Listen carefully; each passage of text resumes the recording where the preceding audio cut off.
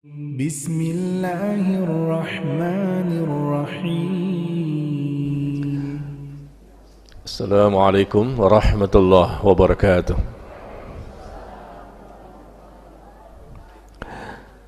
Alhamdulillah, nahmaduhu wa nasta'inuhu wa nastaghfiruh wa na'udzu billahi min shururi anfusina wa min sayyiati a'malina.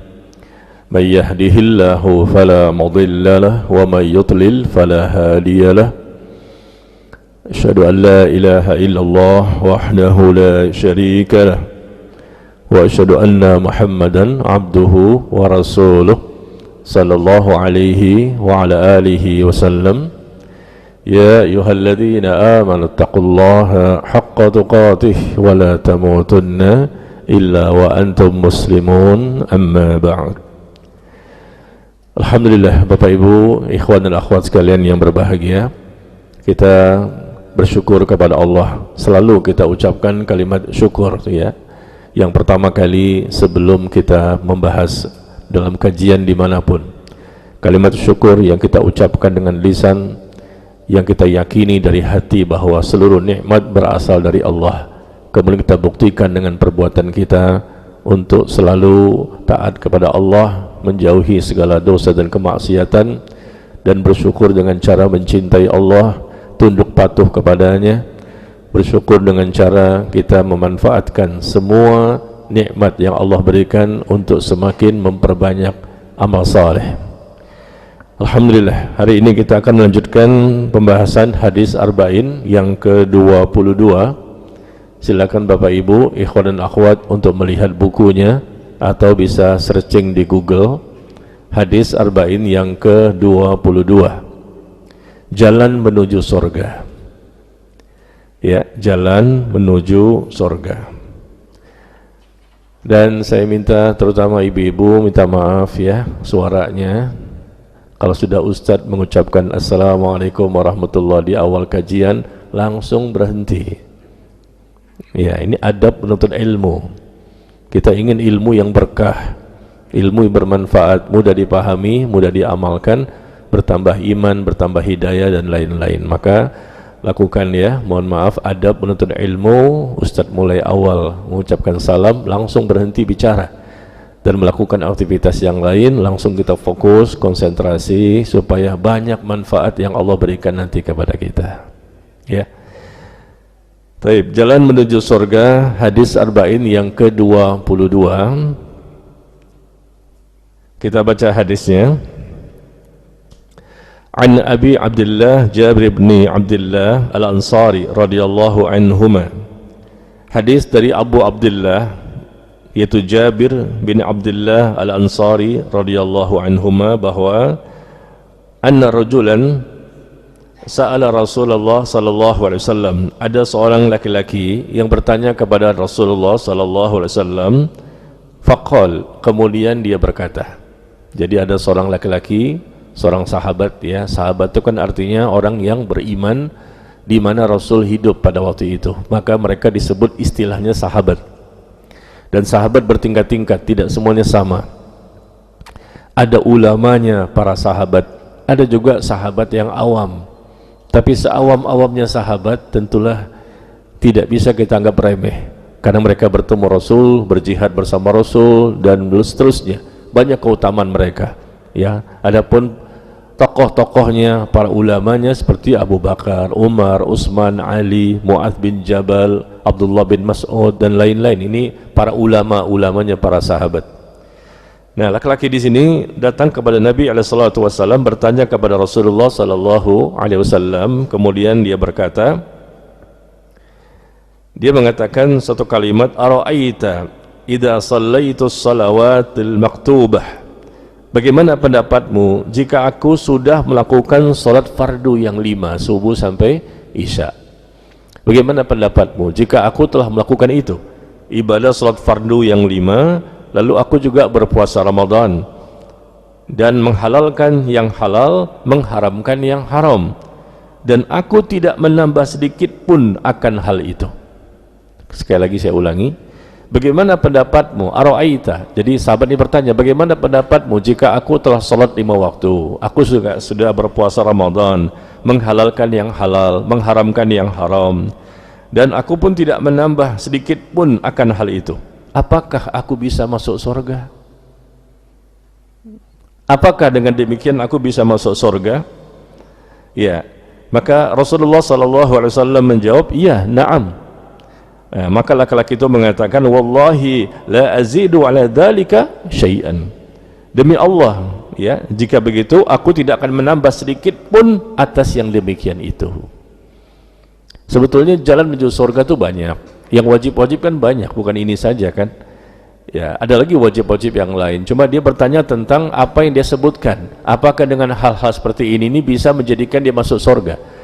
Di sini kan nggak disebutkan zakat ya. Barangkali memang dia mungkin orang yang miskin, sehingga tidak bertanya tentang masalah zakat. Tapi juga ada kewajiban-kewajiban lain sebagai seorang muslim, menutup aurat misalnya, berbakti sama orang tua, menjalin tali silaturahim, ya, dan lain-lain banyak sekali.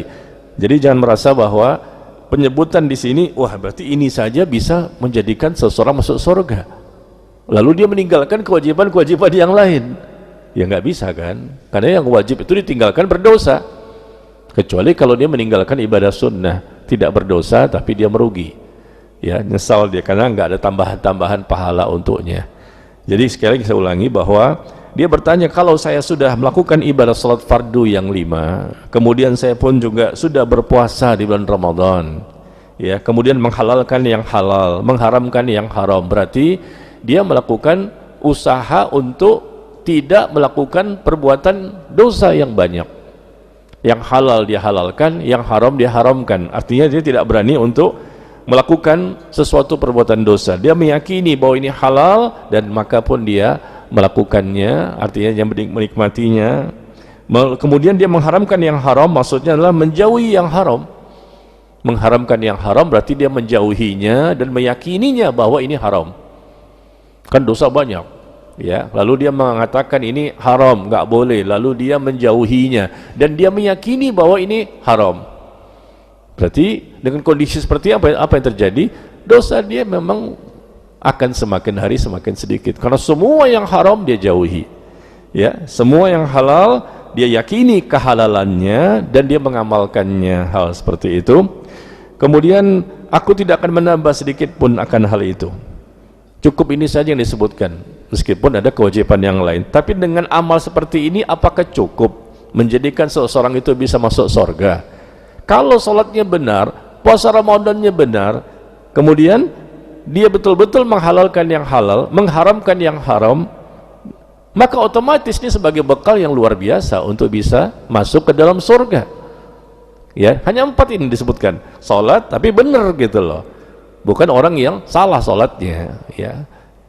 Karena banyak sekali orang yang sholat ternyata tidak diterima oleh Allah. 60 tahun sholat nggak diterima satu pun. Rasul menyebutkan dalam hadis 40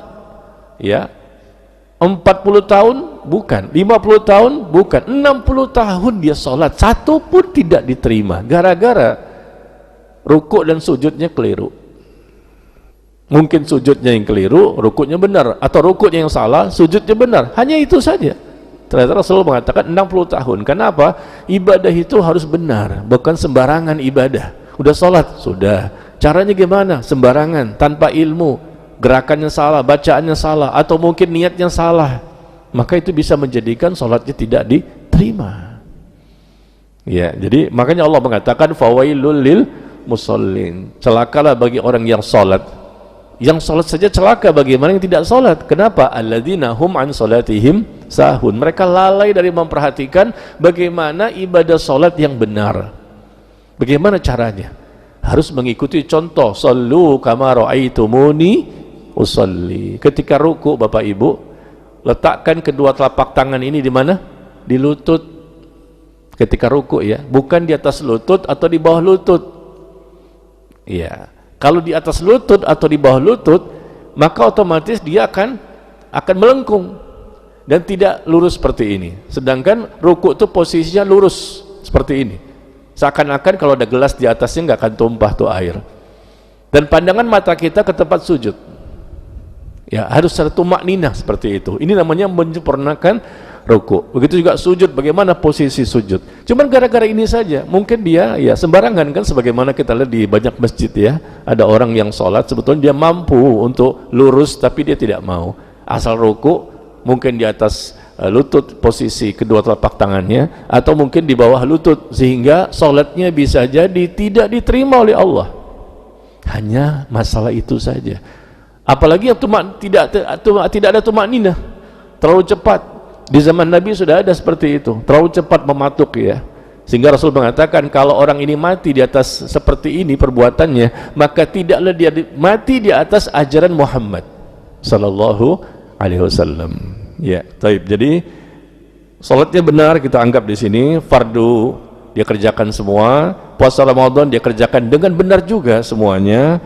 Terus dia menghalalkan yang halal, kemudian dia mengharamkan yang haram, ya. Dan aku tidak menambah sedikit pun akal hal itu. Apakah dengan sebab itu aku bisa masuk surga? Maka Rasul mengatakan iya. Kalau begitu demi Allah aku tidak akan menambah sedikit pun atas yang demikian itu.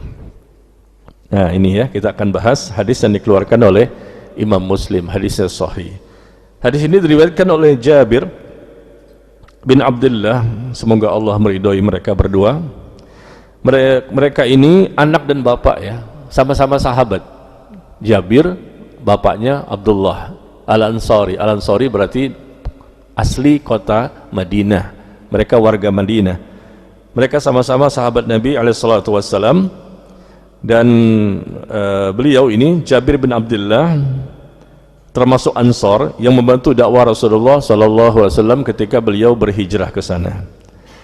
Kemudian Jabir bin Abdullah ini masuk Islam ketika masih usia muda. Dan pada waktu itu beliau adalah orang yang sering ikut perang bersama Nabi SAW. Dan ada peperangan yang tidak beliau ikuti, yaitu perang Badar dan perang Uhud. Jabir bin Abdullah, Jabir ini anaknya Abdullah, asli penduduk Madinah. Ada dua peperangan saja, yang lain semuanya dia ikut. Hanya dua peperangan yang tidak dia ikuti, perang Badar dan perang Uhud. Kenapa? Karena pada waktu itu bapaknya menyuruh dia untuk menjaga saudari perempuannya yang berjumlah 9 orang. Dia anak laki-laki satu-satunya, sedangkan yang lain perempuan semua, ada 9. Nah pada waktu itu bapaknya menyuruh dia untuk menjaga saudarinya yang perempuan yang lain, sehingga dia pun tidak diikut sertakan dalam peperangan perang Badar dan perang Uhud saja. Nah saat perang Uhud dan perang Badar ini, ayahnya kan berangkat, dianya nggak berangkat. Dan ayahnya melarang beliau untuk ikut karena beliau menjaga 9 orang saudari tadi. Maka beliau pun tidak berangkat pada perang Uhud dan perang Badar. Dan ternyata di perang Uhud itulah ayahnya mati syahid. Mati syahid ya, bersama 70 sahabat yang lain. Subhanallah. Ya, bahagia ya, bisa meninggal ketika perang bersama Rasul. Mati syahid, jaminannya surga, diampuni semua dosanya. Kita berandai-andai ya, coba saya hidup di zaman itu ya, bisa perang bersama Rasul, bisa mati syahid pada waktu itu, jelas pasti surganya. Mau nggak Bapak Ibu?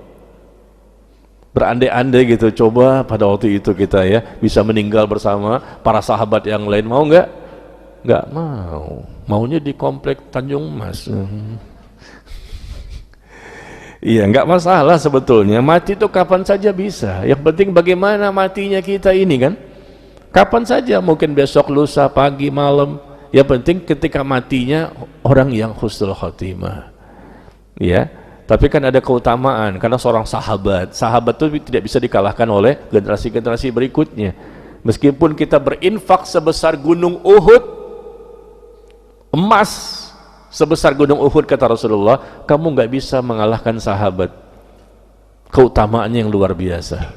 Ya, karena pada waktu itu bagaimana sulitnya untuk menjadi seorang muslim, dimusuhi, diteror, diintimidasi, disiksa, dibunuh, diboikot, susah sekali. Ya, jadi memang keutamaannya luar biasa karena awal-awal itu bagaimana dakwahnya Rasul di kota Mekah, begitu juga ketika di Madinah. Kalau kita kan sekarang aman, ya tinggal suruh sholat aja susah. Ya, mereka berperang dulu untuk bisa mendapatkan sorga. Kalau kita kan nggak berperang, tidak ada tetesan keringat, darah, air mata, nggak ada. Kalau mereka dengan mendapatkan surga itu dengan perjuangan dan pengorbanan yang luar biasa, ya. Baik. Jadi laki-laki tadi yang bertanya kepada Nabi itu, ya, bertanya tentang bagaimana kalau aku sholat saja, ya, puasa Ramadan aku lakukan seterusnya. Dia bernama An-Nu'man bin Qaulqal Al-Khuzai. Beliau bernama An-Nu'man bin Qaulqal Al-Khuzai radhiyallahu anhu, dan beliau ini seorang sahabat yang mengikuti perang Badar dan terbunuh pada perang Uhud. Yang bertanya ini, masalah hadis ini. Sahabat itu orang-orang yang semangat untuk menuntut ilmu, suka bertanya ini, langsung diamalkan. Kalau kita kan enggak, berbeda ya. Lihat dulu nih, ya, ini keras apa lembut. Ini radikal apa ekstrim atau yang lain misalnya, ya, pilih-pilih. Nah, ini bukan orang yang beriman yang sejati, ya. Taib. Jadi dia bertanya dan dia buktikan keimanannya. Dia mengikuti perang Badar, perang yang pertama kali di tanggal 17 Ramadan di tahun kedua Hijriah, dalam kondisi sedang berpuasa, haus, lapar, perang. Masya Allah. Kita duduk di sini pakai AC, udah sarapan di rumah, kenyang, tinggal duduk saja, ya, enggak lapar, enggak haus, enggak panas, enggak capek, enggak letih, enggak lelah, ya. Sedangkan mereka para sahabat itu untuk mendapatkan surga itu dengan cara yang luar biasa, ada pengorbanan, capek, letih, lelah, sebagaimana saya katakan tadi, dengan keringat, darah dan air mata untuk mendapatkan surga, ya. Kemudian jamaah sekalian, ini hadis yang pertama, ya. Maka sekarang kita lanjutkan dengan hadis yang kedua. Hadis yang lain yang diriwayatkan oleh sahabat Abu Hurairah yang mirip-mirip bunyi hadisnya. Di hadis yang lain, Abu Hurairah meriwayatkan bahwa ada seorang Arab Badui. Nah, sekarang ini datang Arab Badui ini. Tadi kan siapa? An-Nu'man bin Qaulqal. Arab Badui ini berkata, "Ya Rasulullah, tunjukkan aku amalan yang jika aku kerjakan maka aku akan masuk surga." Apa amalan yang bisa aku lakukan sehingga aku bisa masuk surga? Maka Rasul menjawab, yaitu engkau beribadah kepada Allah Azza wa Jalla dan tidak mempersekutukannya. Ya, Rasul mengatakan demikian, yaitu engkau beribadah kepada Allah dan tidak mempersekutukannya dengan sesuatu. Lalu kemudian yang kedua, engkau mengerjakan sholat fardu. Yang ketiga, membayar zakat yang wajib setiap setahun sekali. Yang keempat, engkau berpuasa di bulan Ramadan. Nah, kemudian empat kan, ya. Orang itu berkata lagi, demi Allah yang mengutus engkau dengan kebenaran, aku tidak akan menambahnya sedikit pun selamanya dan tidak akan menguranginya. Apa yang telah dia dengar dari Nabi SAW. Empat ini yang Rasulullah katakan, kalau empat ini kamu lakukan, kamu bisa masuk surga. Yaitu engkau beribadah kepada Allah dengan benar, ya, dan tidak mempersekutukannya, melaksanakan ibadah salat 5 waktu, berpuasa bulan Ramadan, dan menunaikan ibadah zakat. Yang menarik adalah ketika dia mengatakan demi Allah yang mengutus engkau dengan kebenaran, aku tidak akan menambahnya sedikit pun selamanya dan tidak akan menguranginya. Setelah itu dia pun pergi, Arab Badui ini. Maka Nabi SAW bersabda, siapa yang senang ingin melihat kepada seseorang dari penghuni sorga, maka hendaklah dia lihat orang ini. Ini penghuni sorga ini. Rasul sudah tahu, diinformasikan oleh Allah, dia penghuni sorga, karena dia akan mengamalkan apa yang telah dia dengarkan dengan benar, dan dia akan konsisten, komitmen, istiqomah sampai datang kematian. Dan Rasul tidak tahu tentang hal yang gaib, ya, tapi Rasul di sini mengatakan bahwa siapa yang ingin melihat penghuni sorga, lihatlah orang ini, dia ini penghuni sorga nantinya. Subhanallah, ya. Hadis yang dikeluarkan oleh Imam Al-Bukhari dan Imam Muslim. Ini hadis kedua, sama dengan hadis pertama tadi. Kalau yang pertama kan nggak disebutkan engkau beribadah kepada Allah dengan benar dan tidak mempersekutukannya, ya. Yang kedua juga tidak disebutkan masalah zakat, ya. Yang pertama kan hanya sholat, puasa Ramadan, menghalalkan yang halal, mengharamkan yang haram, ya. Kalau yang kedua, engkau beribadah kepada Allah dan tidak mempersekutukannya, sholat 5 waktu, zakat, dan berpuasa di bulan Ramadan. Tapi coba lihat bagaimana ekspresi sahabat ketika mendengarkan bahwa itu bisa menjadi sebab engkau masuk surga. Gimana ekspresinya? Kalimatnya sama, aku tidak akan menambahnya sedikit pun selamanya dan tidak akan menguranginya. Kalimatnya sama. Yang pertama tadi hadisnya juga seperti itu kalimatnya. Ya, dia mengatakan demi Allah. Yang kedua juga demi Allah, sama ya. Aku tidak akan menambah sedikit pun atas yang demikian itu dan juga tidak akan menguranginya. Sahabat tuh paham bahwa Islam itu agama yang tidak boleh dibuat semaunya. Aku tidak akan menambah sedikit pun, aku tidak akan mengurangi sedikit pun, demi Allah. Kalau memang itu yang menjadi sebab untuk masuk surga, aku akan lakukan itu. Aku tidak akan menambah sedikit pun, tidak akan mengurangi sedikit pun. Tuh, lihat, kalau kita zaman sekarang gimana? Suka nambah-nambah, dibuatlah dia rekayasa. Ibadah ini hasil pemikiran, ibadah ini hasil kesepakatan. Kalau sahabat nggak mau membuat ibadah-ibadah baru, yang berhak untuk menentukan ini ibadah adalah Allah dan Rasul, bukan kita. Ya, di zaman sekarang kan nggak begitu ya.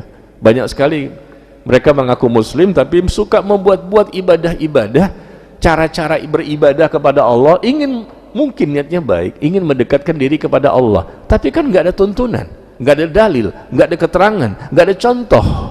Kau berani-beraninya mereka membuat-buat.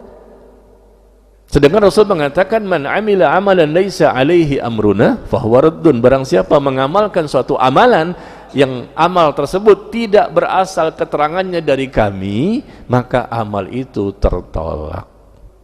Man ahdatsa fi amrina hadza ma laysa minhu fahuwa raddun. Barang siapa mengada-ngadakan, membuat-buat suatu hal yang baru dalam masalah agama ini yang tidak berasal di keterangannya dari kami, maka amal itu tertolak. Tertolak. Rasul marah di sini. Tertolak, gak diterima. Yang sesuai syariat saja kita masih takut diterima apa enggak ya? Karena semua amal kita masih misteri. Ya, apalagi yang tidak sesuai syariat.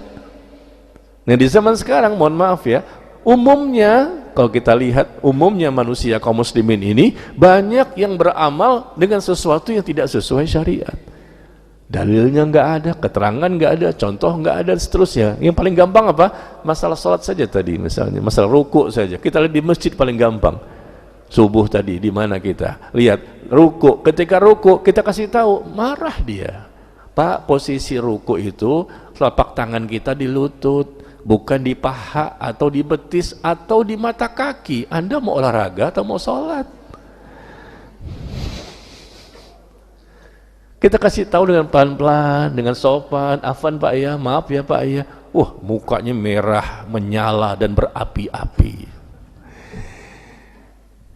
Ini betul-betul terjadi ya, tidak terima. Kita pengen rapat dan lurus, softnya rapat dan lurus, dia geser, kita geser lagi, dia geser, kita geser lagi, diinjak kaki kita. Kamu nih ganggu saya. Ya, begitulah ya. Lihat sahabat ini responnya. Dikasih tahu, ini 4 jalan menuju sorga. Kalau kamu lakukan dengan benar, meskipun ada kewajiban yang lain, dia wajib untuk tunaikan.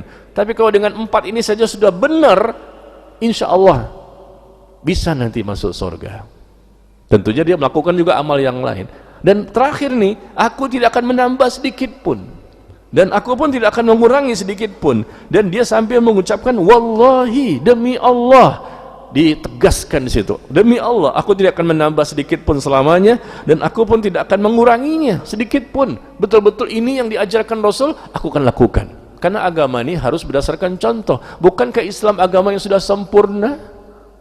Kalau kita tambah-tambah berarti menganggap Islam belum sempurna. Al-yawma akmaltu lakum dinakum wa atmamtu alaikum ni'mati wa raditu lakumul Islam madinah. Allah yang mengatakan Islam itu agama yang sudah sempurna, disempurnakan oleh Allah di surah Al-Maidah ayat yang ketiga. Al-Maidah ayat yang ketiga, Allah mengatakan aku telah sempurnakan Islam sebagai agama bagimu. Ini ayat terakhir turun sebelum Rasul wafat. Ya, ayat terakhir turun sebelum Rasulullah SAW meninggal dunia. Maka sekali lagi kita ambil pelajaran di sini bahwa untuk masuk surga itu memang tidak gampang ya, harus ada perjuangan. Ini meskipun cuma disebutkan 4, tapi 4-nya harus betul-betul benar, nggak boleh salah. Dan kita juga melakukan kewajiban-kewajiban yang lain. Dan juga kita berlomba-lomba melakukan ibadah sunnah. Dan kita juga harus meminimalisir dosa dan maksiat. Jangan terlalu banyak ya. Kalau dosa besar semuanya dijauhi, tinggal dosa kecil. Dan dosa kecil inilah yang berusaha kita perkecil semakin hari semakin sedikit. Maka tentunya Allah akan buktikan janjinya bahwa orang tersebut akan dimasukkan ke dalam surga. Yuk, saya mengajak Bapak Ibu nih, coba kita mengikuti respon sahabat. Setelah mendengar, kalau begitu aku tidak akan menambahnya, aku tidak akan menguranginya. Apa yang Allah dan Rasulnya sampaikan, siap, sami'na wa ata'na, kami dengar, kami taat, dan kami tidak akan membuat sesuatu tambahan yang dimasukkan ke dalam syariat. Dari tradisi, adat istiadat, kebiasaan, dari budaya. Itu kan semua bikinan manusia. Budaya itu budidaya manusia, hasil rekayasa manusia. Bedakan ini budaya, ini agama. Budaya bisa kita amalkan kalau tidak bertentangan dengan syariat. Dan kita pun tahu ini memang bukan syariat, tapi ini bagus, budaya yang bagus ya memang sudah ada sejak lama. Ya misalnya kebiasaan untuk sering bersilaturahim, ini kan budaya. Kebiasaan untuk menjamu tamu, misalnya orang-orang Arab seperti itu dari dulu sampai hari ini. Orang-orang Arab itu kebanyakan mereka suka untuk menjamu tamu. Ya, sebagaimana Nabi Ibrahim ketika datang 2 orang malaikat yang dia tidak tahu ini malaikat, maka dia pun menjamu tamu dengan dia menyembelih hewan. Dia persilahkan tamunya untuk memakan hewan itu. Tapi ternyata tamunya gak mau makan. Loh, kok gak mau makan? Ini kan enak ini. Ternyata dia malaikat. Ya, kalau malaikat kan gak makan, gak minum, gak nikah, gak punya hawa nafsu, berbeda dengan kita. Nah seperti itu. Jadi kalau budaya itu memang sesuai syariat, boleh kita amalkan ya. Adat istiadat, kebiasaan ya, selama memang sesuai syariat, tidak bertentangan dengan syariat, maka kita amalkan. Sekali lagi ya, semua ibadah yang kita lakukan, semua ketaatan dan kebaikan yang kita kerjakan selama di dunia, jangan bertentangan dengan syariat atau sengaja dimasukkan ke syariat padahal itu bukan bagian dari agama. Seperti itu, meskipun dianggap baik oleh sebagian orang. Apa salahnya Ustadz? Ini kan baik. Kalau baik pasti Rasul dan para sahabat lebih dahulu dong mengerjakannya. Lau kana khairan lasabakuna ilaih. Kalau memang itu baik, pasti Rasul dan para sahabat lebih dahulu mengerjakannya. Di zaman sekarang kan begitu. Memang Rasul dan para sahabat, generasi berikutnya tabi'in, generasi berikutnya tabi'in, 4 imam pun tidak pernah mengerjakan. Tapi kan baik. Ya Allah, yang pasti memahami dan mengamalkan Islam ini baik siapa? Ya mereka-mereka di awal-awal itu. Kita mengikuti saja mereka, bukan merekayasa, membuat lagi terobosan-terobosan, inovasi-inovasi. Lama-lama inovasi jadi Innova. Kalau Innova bagus itu mobil. Variasi dalam ya modifikasi dalam hal duniawi silakan. Tapi kalau sudah masuk ke agama, jangan divariasikan. Misalnya ketika mau sujud ya, saya mau baca bacaan sujud ini sesuatu yang baru, yang Rasul nggak pernah baca, saya baca zikir-zikirnya. Nggak boleh seperti itu. Rasul mengatakan zikir itu seperti ini. Kalau doa kan bebas ya, boleh doa bebas ketika sujud. Tapi bacaan zikirnya jangan direkayasa. Nah seperti itu namanya apa? Sesuatu yang baru yang nggak ada tuntunannya, contoh dalil keterangan namanya apa? Bid'ah. Istilah agama namanya bid'ah. Wa iyyakum wa muhdatsatil umur. Jauhilah kata Rasulullah perkara-perkara yang baru dalam masalah agama. Fa inna kulla muhdatsatin bid'ah. Karena setiap perkara yang baru yang diada-adakan ya dalam masalah agama ya, bukan dunia, yang diada-adakan, maka Rasul mengatakan istilahnya bid'ah. Kata Nabi, wa kullu bid'atin dhalalah. Setiap bid'ah itu sesat dan setiap kesesatan diancam dengan neraka. Ya, kita menjadi seorang muslim yang kembali kepada kemurnian Islam ya. Jangan ikut-ikutan orang-orang lain yang tidak berilmu atau mungkin mereka sekedar ikut-ikutan ya, tapi kita menjadi muslim yang mengikuti dalil, keterangan, contoh, tuntunan, praktek, amalan dan dakwah dari Nabi kita yang mulia Nabi Muhammad sallallahu alaihi wasallam. Itulah karena Allah yang merintahkan kita ikuti Rasul, taat sama Rasul, jadikan dia contoh terbaik dalam beragama. Nah seperti ini ya. Jadi contoh dari hadis ini, aku tidak akan menambahnya. Begini juga sikap kita, demi Allah saya tidak akan menambah dan saya tidak akan mengurangi apa dari yang datang dari Allah dan Rasul. saya yakini itu benar, saya dengar, saya taat. Begitu sikap kita juga. Wa ma kana lil mu'minin wala mu'minatin idza qadallahu wa rasuluhu amran ay yakuna lahumul khiyaratu min amrihim. Tidak pantas, enggak boleh, enggak layak bagi seorang mukmin yang laki-laki dan perempuan apabila Allah sudah memutuskan, Allah Rasul sudah memutuskan sesuatu, ini bagian dari agama, hendaknya kamu kerjakan. Kalau ini adalah sunnah, ya. Ini haram, ini halal. Allah dan Rasulnya sudah memutuskan sesuatu, lalu kamu mengambil yang lain. Enggak boleh, enggak pantas seperti itu. Kalau memang kamu mukmin yang sejati. Di mana ayatnya? Yang saya sebutkan tadi? Enggak, yang baru saya sebut ini. Wa ma kana lil mu'minin wala mu'minatin. Tidak pantas seorang mukmin laki-laki maupun mukmin yang perempuan apabila Allah dan Rasul sudah menetapkan suatu ketetapan lalu mereka mengambil yang lain. Allah dan Rasul mengajarkan seperti ini, dia nambah-nambah lagi yang lain. Dia kurang-kurangi juga. Atau dia tinggalkan dari Allah dan Rasul, dia mengambil yang lain. Kenapa? Disesuaikan dengan selera manusia, kepentingan dunia. Enggak boleh. Di mana ayatnya? Al-Ahzab ayat ke-36. Masya Allah, hafizah banyak di sini ya. Al-Ahzab surah ke-33 ayat yang ke-36. Selalu yang jawab ibu-ibu ya. Bapak-bapak tidak mau menjawab. Kenapa? Karena mereka takut riya. Ya Pak ya, takut riya nih, takut. Jadi mereka ini menjaga hatinya. Masya Allah. Al-Ahzab surah ke-33 ayat ke-36. Ya, sekarang kita bacakan kembali. Tadi pertama dari Jabir bin Abdullah, yang kedua dari sahabat Abu Hurairah, mirip-mirip ya. Nah yang ketiga sekarang dari Talhah bin Ubaidillah radhiyallahu anhu. Tambahan keterangan dari hadis-hadis yang lain. Sekarang hadis yang ketiga ini. Talhah bin Ubaidillah. Dia mengatakan ja'a rajulun ila Rasulillah sallallahu alaihi wasallam min ahli Najd.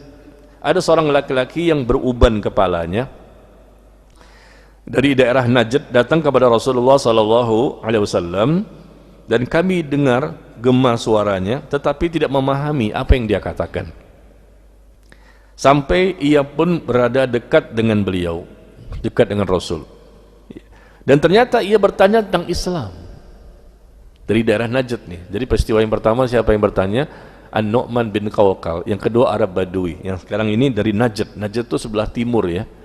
Sebelah timurnya Saudi Arabia, dekat ke Irak dia. Nah dia bertanya tentang Islam ternyata. Maka Rasulullah SAW menjawab, Islam itu adalah mengerjakan sholat 5 waktu sehari semalam. Lalu dia bertanya lagi, apakah ada kewajiban yang lain selain itu untukku, selain sholat 5 waktu? Maka Rasul menjawab, tidak, kecuali engkau ingin menambah dengan yang sunnah. Artinya salat sunnah, yang wajib sudah, salat wajib, engkau silakan ya dengan salat sunnah. Kemudian Rasulullah SAW mengatakan Islam juga mengerjakan puasa di bulan Ramadan. Ya, berpuasa di bulan Ramadan. Maka laki-laki itu mengatakan, apakah ada kewajiban lain selain itu untukku? Tidak, kecuali jika engkau ingin menambah dengan yang sunnah, puasa-puasa sunnah silakan. Ya, yang wajib itu apa? Salat 5 waktu, yang lain sunnah. Ya, kecuali salat Jumat ya, berbeda. Kemudian juga puasa Ramadan itu wajib, yang lain berarti sunnah. Sebetulnya ada kewajiban yang lain kan, tapi Rasul menjawab secara global di sini. Apa Bapak Ibu puasa wajib yang lain selain Ramadan? Senin Kemis puasa sunnah. Salat jenazah, nazar itu wajib ya, bernazar. Jangan bernazar Bapak Ibu, karena itu tidak baik lah. Tapi kalaupun bernazar ya boleh-boleh saja, cuma tidak baik. Karena mau beribadah kalau Allah berikan sesuatu baru mau. Saya bernazar kalau Allah sembuhkan penyakit saya, maka saya akan berpuasa 3 hari. Emang kalau nggak sembuh-sembuh nggak puasa? Jadi ketika sehat pun nggak puasa.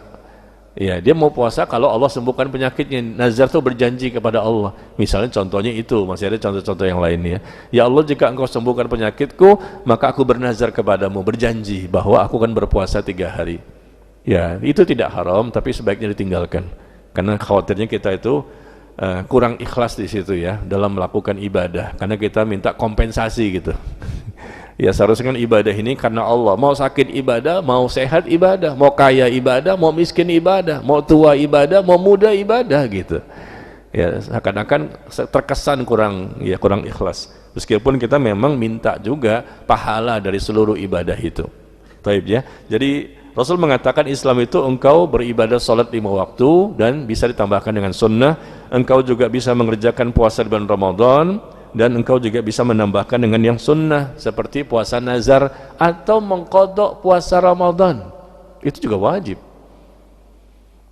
Seperti kemarin kan Ramadan, barangkali Bapak Ibu ada yang membatalkan puasanya atau tidak berpuasa sama sekali karena sakit atau mungkin safar atau mungkin haid atau mungkin nifas, ya maka pada waktu itu mereka wajib untuk mengqadhanya di waktu-waktu yang lain. Nah kemudian Talhah yang meriwayatkan hadis ini mengatakan Rasul kembali menyebutkan yang lain. Islam itu adalah pertama salat, yang kedua puasa Ramadan, yang ketiga zakat. Apakah ada kewajiban yang lain selain itu untukku? Rasul mengatakan tidak, kecuali engkau ingin menambah dengan yang sunnah. Zakat itu wajib, yang sunnah itu infak sedekah kapan saja. Ya, zakat itu setahun sekali apabila harta sudah mencapai nisab 85 gram emas. Ya, setahun sekali dikeluarkan 2,5%. Adapun yang lain sifatnya sunnah. Kita bisa berinfak kapan saja dan di mana saja. Kita bersedekah kapan saja dan di mana saja. Kalau infak itu konotasinya harta. Tapi kalau sedekah tidak berkaitan selalu dengan harta. Karena nanti kita akan bahas di hadis-hadis berikutnya. Karena sedekah itu bisa dengan harta, bisa juga dengan segala macam kebaikan. Kullu ma'rufin sadaqah. Setiap kebaikan itu sedekah. Kita duduk seperti ini pun mendengarkan kajian berarti kita sedang bersedekah. Bersedekah untuk diri kita sendiri. Kita salat duha pun bersedekah. Ya, setiap kebaikan itu sedekah. Tapi kalau infak konotasinya harta. Nah, setelah Rasul mengatakan salat, berpuasa Ramadan, lalu zakat, ya, apa yang terjadi Bapak Ibu? Ini hadis ketiga ya. Lalu laki-laki itu sebut berbalik pergi dia dan berkata, demi Allah. Tuh lagi-lagi memang orang Arab itu seperti itu, Bu. Selalu mengatakan wallahi. Kan hadis pertama wallahi, hadis kedua wallahi, ketiga pun wallahi, demi Allah, untuk mempertegas gitu, bukan main-main ya, bukan untuk jual sesuatu. Demi Allah, dari pagi nih banyak yang nawar 5 juta, saya nggak kasih, padahal nggak ada yang nawar. Pakai demi Allah untuk melariskan barang dagangan. Oh, nggak boleh seperti itu ya. Dan jangan menjadi kebiasaan sedikit-dikit wallahi wallahi wallahi, nggak boleh. Ini kan cuma sewaktu-waktu kalau memang dibutuhkan untuk mempertegas atau untuk meyakinkan orang lain, kan orang itu kayaknya kurang percaya sama kita. Ya udah demi Allah. Nah, supaya dia percaya ya. Maka di sini kembali dia mengatakan demi Allah, aku tidak akan menambahkan dan juga mengurangi sedikit pun darinya. Masya Allah, 3 riwayat ini hadis Sahih Bukhari Muslim. Sama-sama ditanya. Dan Rasul mengatakan jawabannya salat, puasa Ramadan, zakat, ya. Dan juga disebutkan ya, menghalalkan yang halal, mengharamkan yang haram, dan juga yang lain. Dan tiga-tiganya sama, demi Allah aku tidak akan menambah, tidak akan mengurangi sedikit pun darinya. Maka Rasul pun lantas berkata, beruntunglah orang tersebut jika dia jujur dalam ucapannya. Nah, kita ambil pelajaran di sini bagaimana ya seorang sahabat itu ketika dikasih tahu itu nggak ngeyel, nggak membantah, nggak mengingkari, nggak mendustakan. Di zaman sekarang kan beda ya, dikasih tahu ngeyel. Tapi kan, nih Rasul mengatakan, tapi kan, ya kan gimana di zaman sekarang? Itu kan zaman dulu. Ya Allah, kesian ya. Nauzubillah, kita bersyukur kepada Allah. Mungkin kita dulu juga begitu, ya enggak? Dulu sebelum kita ngaji, kita begitu juga. Kita pelaku-pelakunya zaman dulu suka, masa sih? Tapi kan, nah, tapi sekarang udah ngaji, alhamdulillah, udah kajian di mana-mana, udah tebal imannya ya. Bahkan keberatan iman kayaknya. Betul nggak Pak? Bapak Ibu termasuk yang keberatan iman nggak? Jadi kok jalan tuh begini keberatan, gitu ya. Baik. Sekarang kita lihat hadis yang keempat. Semuanya ada kaitan ini. Karena saya memberikan contoh-contoh yang lain. Hadis yang keempat dari Amr bin Murrah al-Juhani. beliau berkata, ada seorang laki-laki datang kepada Nabi SAW. Lalu dia pun berkata, wahai Rasulullah, aku bersaksi bahwa tidak ada sesembahan selain Allah, dan sesungguhnya engkau adalah utusan Allah. Berarti mengucapkan dua kalimat syahadat. Dan aku pun sholat 5 waktu, dan aku pun menunaikan zakat dari hartaku, dan aku pun berpuasa di bulan Ramadan. Nah, ini kan rukun Islam ini. Haji nggak disebut ya. Ya, bisa jadi ini turunnya perkataan hadis ini sebelum haji disyariatkan. Ya, jadi mereka sahabat nyebutnya ini aja. Ya, mengucapkan dua kalimat syahadat, salat, zakat, puasa Ramadan. Haji belum disyariatkan sehingga nggak disebutkan. Atau mungkin mereka memang termasuk orang yang miskin yang merasa tidak mampu untuk berhaji. Tapi para ulama mengatakan bahwa ini berkaitan dengan haji yang belum disyariatkan. Kapan Bu haji disyariatkan, Bapak? Mulai kapan? Tahun berapa haji itu mulai disyariatkan?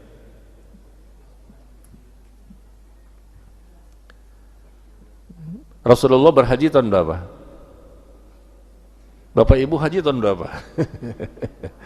Rasulullah berhaji tahun 10 Hijriyah. Haji pertama dan terakhir, tahun 11 beliau wafat. Tapi haji itu disyariatkan tahun berapa? Rasul memang tahun 10. Iya, di tahun 9 Hijriyah ya, disyariatkan untuk menunaikan ibadah haji, tapi Rasul tidak bisa melakukan di tahun 9-nya. Karena akhirnya Rasul banyak urusan, Rasul mengutus Abu Bakar dan Ali bin Abi Thalib untuk memimpin delegasi kaum muslimin berangkat ke Mekah untuk menunaikan ibadah haji. Tahun depannya baru Rasul berangkat. Jadi memang di akhir-akhir ya haji itu disyariatkan. Meskipun haji itu sebetulnya sudah ada, Rasul belum diutus sebagai Nabi dan Rasul, haji itu sudah ada. Karena ini syariatnya Nabi Ibrahim. Ya, makanya orang-orang kafir Quraisy mereka juga tawaf, mereka juga sa'i, ya mereka dan lain-lain. Tapi begitulah banyak sekali yang banyak sekali yang dilakukan itu dengan cara-cara yang keliru, tidak seperti yang murni lagi di zaman Nabi Ibrahim dan generasi berikutnya. Banyak sekali patung-patung berhala di Ka'bah, di luarnya, di dalamnya, ya. Di sa'i juga gitu, menyebut-nyebut nama selain Allah. Maka datangnya Nabi Muhammad SAW ya memperbaiki ibadah tersebut. Ya, ibadah yang sudah ada sebelumnya tinggal diperbaiki dan disempurnakan sama seperti ibadah-ibadah yang lain seperti Ramadan. Kan dikatakan bahwa diwajibkan kepada kalian wahai orang-orang yang beriman untuk berpuasa Ramadan sebagaimana diwajibkan atas orang-orang terdahulu. Jadi orang terdahulu juga berpuasa, mereka Yahudi, Nasrani mereka berpuasa, cuman puasa mereka 40 hari. Kalau kita kan sebulannya 29 atau 30 hari ya. Nah, itu cara mereka tambahkan jadi 40, ditambahkan jadi lagi 50 ya. Mereka buat sendiri tambahannya padahal cuman disyariatkan 30 hari. Ya, jadi zaman dulu juga ada syariat untuk sholat. Semua Nabi dan Rasul sholat. Mereka juga mengeluarkan zakat, sama haji juga. Ya, mereka berpuasa juga. Jadi tapi disempurnakan, dikembalikan kepada syariat yang benar karena kepada generasi berikutnya banyak sekali kesalahan-kesalahan yang dilakukan oleh orang, terutama tadi masalah tauhid menjadi banyak yang melakukan kesyirikan. Nah, di sini beliau mengatakan ya Rasulullah, dia menyebutkan rukun Islam ya kecuali haji. Maka Nabi SAW mengatakan man mata ala hadha kana ma'an nabiyyin was-siddiqin wasyuhada yaumal qiyamah hakadha. Ya, Rasul mengatakan barang siapa yang mati dengan cara seperti ini, dia mengucapkan dua kalimat syahadat tentu dengan benar, salat 5 waktu dengan benar, berpuasa Ramadan dengan benar, zakat pun dengan benar, dan dia mati dengan kondisi seperti itu, melakukan empat-empatnya dengan benar, maka nanti di akhirat dia akan bersama dengan para nabi, para siddiqin, dan para syuhada, orang yang mati syahid nanti pada hari kiamat seperti ini. Sambil beliau mengacungkan dua jarinya, dia akan bersama dengan para nabi di mana? Di sorga, bahkan sorga Firdaus. Karena semua nabi dan rasul berada di sana. Sorga itu bertingkat-tingkat. Berapa tingkatannya? Siapa pernah pengalaman ke sana? Sudah berkali-kali saya sampaikan di sini. Berapa tingkatan sorga? 8 tuh pintunya. Seringkali, kenapa suka lupa ya? Ya karena Bapak Ibu fokus untuk menghafalkan Al-Quran barangkali ya. Sehingga lupa dengan tingkatan surga. Pintunya 8, tingkatannya 100.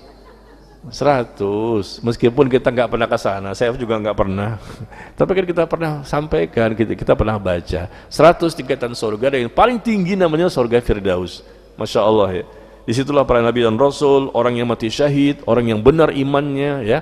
Dan kemudian Rasul mengatakan kalau dia melakukan 4 poin tadi dari rukun Islam, haji belum ya, karena itu di akhir-akhir sebelum Rasulullah wafat, maka dia akan bersama dengan para nabi, para siddiqin dan orang mati syahid di nanti pada hari kiamat seperti ini. Beliau mengacungkan 2 jari. Artinya apa? Dekat dengan nabi di surga Firdaus selama ia tidak durhaka kepada kedua orang tuanya. Untuk bisa mendapatkan surga Firdaus ya, dengan benar dia lakukan ini semua ya, rukun Islam dari awal sampai nomor 4 ya. Kalau sekarang kan tentu sampai nomor 5 juga, karena haji untuk kita harus kita kerjakan.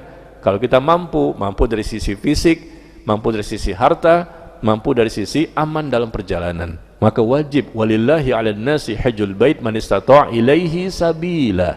Wajib bagi manusia untuk menunaikan ibadah haji, yaitu bagi orang yang mampu ya, mampu dalam sisi 3 perkara: harta, fisik, dan apa? Aman dalam perjalanan. Bapak Ibu sudah haji semua di sini? Sudah haji semua di sini? Ya, semoga Allah mudahkan. Ya, semoga bisa di tahun depan ya. Tahun ini sih kayaknya udah terlambat tuh daftar nih. Ya, mudah-mudahan ya seumur hidup sekali minimal lah ya. Kalau bisa berkali-kali. Ya, paling enak tinggal di sana ya. Para ulama itu bisa 50 kali hajinya, 40 kali, 70 kali. Kenapa? Mereka tinggal di sana. Kalau kita sekali aja ngumpulinnya susah payah ya. Itu pun minjem-minjem juga. Ya, enggak apa-apa. Jadi selama dia tidak durhaka pada orang tuanya, maka dia mendapatkan keutamaan itu. Ini saya sebutkan kenapa di hadis yang keempat ini. Yang pertama kan jalan menuju surga nih. Jalan menuju surga ternyata ini amalannya. Yang kedua dikatakan ini. Nah, sekarang yang keempat ini, ketiga, yaitu orang-orang yang tadi melakukan ibadah yang ada di rukun Islam. Tapi tentunya juga melakukan yang lain. Kalau dia melakukan 4-4-nya ini, mengucapkan 2 kalimat syahadat, salat 5 waktu, puasa Ramadan, zakat, bagus semua, tapi dosa besarnya banyak banget gak ditinggalin. Wah, gimana bisa masuk surga Firdaus? Ternyata kewajiban-kewajiban yang lain pun ditinggalkan. Ya gimana bisa? Maksudnya di sini kan kalau ini saja dikerjakan dengan benar, dampaknya kan pasti yang lain juga akan dikerjakan. Karena Rasul mengatakan, awwalu ma yuhasabu bil abdu yaumal qiyamah as-shalah. Perkara yang pertama kali akan dihisab nanti pada hari kiamat adalah amal ibadah salat. Fa in salahat salaha sairu amali wa in fasadat fasada sairu amali. Apabila salatnya benar, akan benar amal yang lain. Apabila salatnya rusak, maka rusak juga amal yang lain. Maksudnya apa ini? Kalau salatnya benar, dampak positifnya yang lain pun akan dikerjakan. Kalau salatnya benar, kewajiban yang lain pun akan dia tunaikan. Jadi benar. Kalau salatnya udah rusak, amal yang lain pun dia tinggalkan. Itu yang menentukan nasib amal-amal yang lain adalah salat. Selama ini kalau kita lihat bagaimana diri kita dan kaum muslimin yang lainnya, barangkali dia meninggalkan ini, bisa jadi karena salatnya nggak benar. Inna salata tanhanil fahsya'i wal munkar. Sesungguhnya salat itu merupakan ibadah yang dapat mencegah diri kita dari perbuatan keji dan mungkar. Ada orang salat tapi nggak puasa, nggak zakat, nggak haji. Ada orang salat tapi dia berzina, bahkan mencabuli 50 santrinya. Bapak Ibu nggak tahu ceritanya. Oh, nggak baca sosial media kok, bacanya Quran dan hadis. Tahu nggak itu beritanya, Pak? Kiai dari mana itu? Dari Pati. Ketangkapnya di mana? Wonogiri. Masya Allah, hafal ya. Ngetes doang nih. Ngetes doang. Dari Pati, ketangkapnya sama polisi di mana? Daerah Wonogiri. Masya Allah, Pati udah baca semua nih. Saya baca juga sih. Aduh, 50 katanya. Kalau bener nih, ya Allah, jumlah fantastis ini. Ya, saya lihat itu di podcast bagaimana si santriwatinya tuh ditanya, ya. Ya Allah, diiming-iming kalau kamu pengen masuk surga, ya berhubungan dengan saya. Mau aja tuh santriwatinya. Karena saya ini wali Allah, saya ini keturunan Nabi. Ya, wali. Namanya orang-orang bodoh, orang kampung barangkali ya. Mohon maaf nih, orang bodoh, orang kampung nggak ngerti. Oh gitu ya Pak Kiai. Iya. Ya sudah sini sama saya. 50 diembat. Tahu diembat? Santriwatinya 50 orang diembatnya. Dan dia melakukan itu di samping kamar istrinya. Istrinya masa nggak tahu sih? Tahu nggak istrinya, Bu? Hah? Tahu nggak istrinya?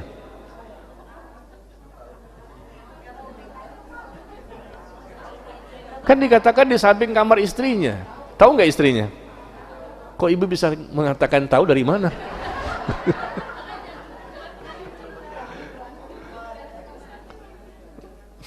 Dipancing-pancing gue balikin lagi.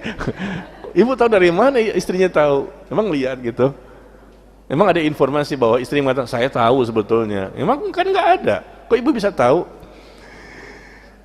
Ya Allah, la haula wala quwata illa billah. Ada yang disodomi, ada yang dicabuli. Sekarang ngeri ya. Tapi itu kelompok sebelah semua. Kelompok sebelah, bukan orang yang ngaji sunnah, nggak ada, insya Allah. Insya Allah. Kelompok sebelah semua yang pemahamannya banyak ya kebid'ahannya dan lain-lain ya. Ngeri ya. Ada yang 15, ada yang 20, ada yang 10, ada yang disodomi, ada yang udah paksa ya sama ustadz atau kiainya di Nusa Tenggara Barat, Jawa Timur, Jawa Tengah, macam-macam di mana-mana ini. Nauzubillah. Dulu kita nggak dengar ya berita seperti ini. Sekarang karena mungkin ada medsos kali ya. Itu pun katanya yang kiai ini pun katanya udah berapa tahun ya kasusnya ditutup-tutup. Karena dia bisa ngelobi ke polisi dengan pengacaranya atau gimana saya nggak paham. Baru sekarang terbongkar. Ya, la haula wala quwata illa billah. Berarti sudah banyak sebetulnya korban-korban di tempat lain lagi yang mungkin tidak cerita.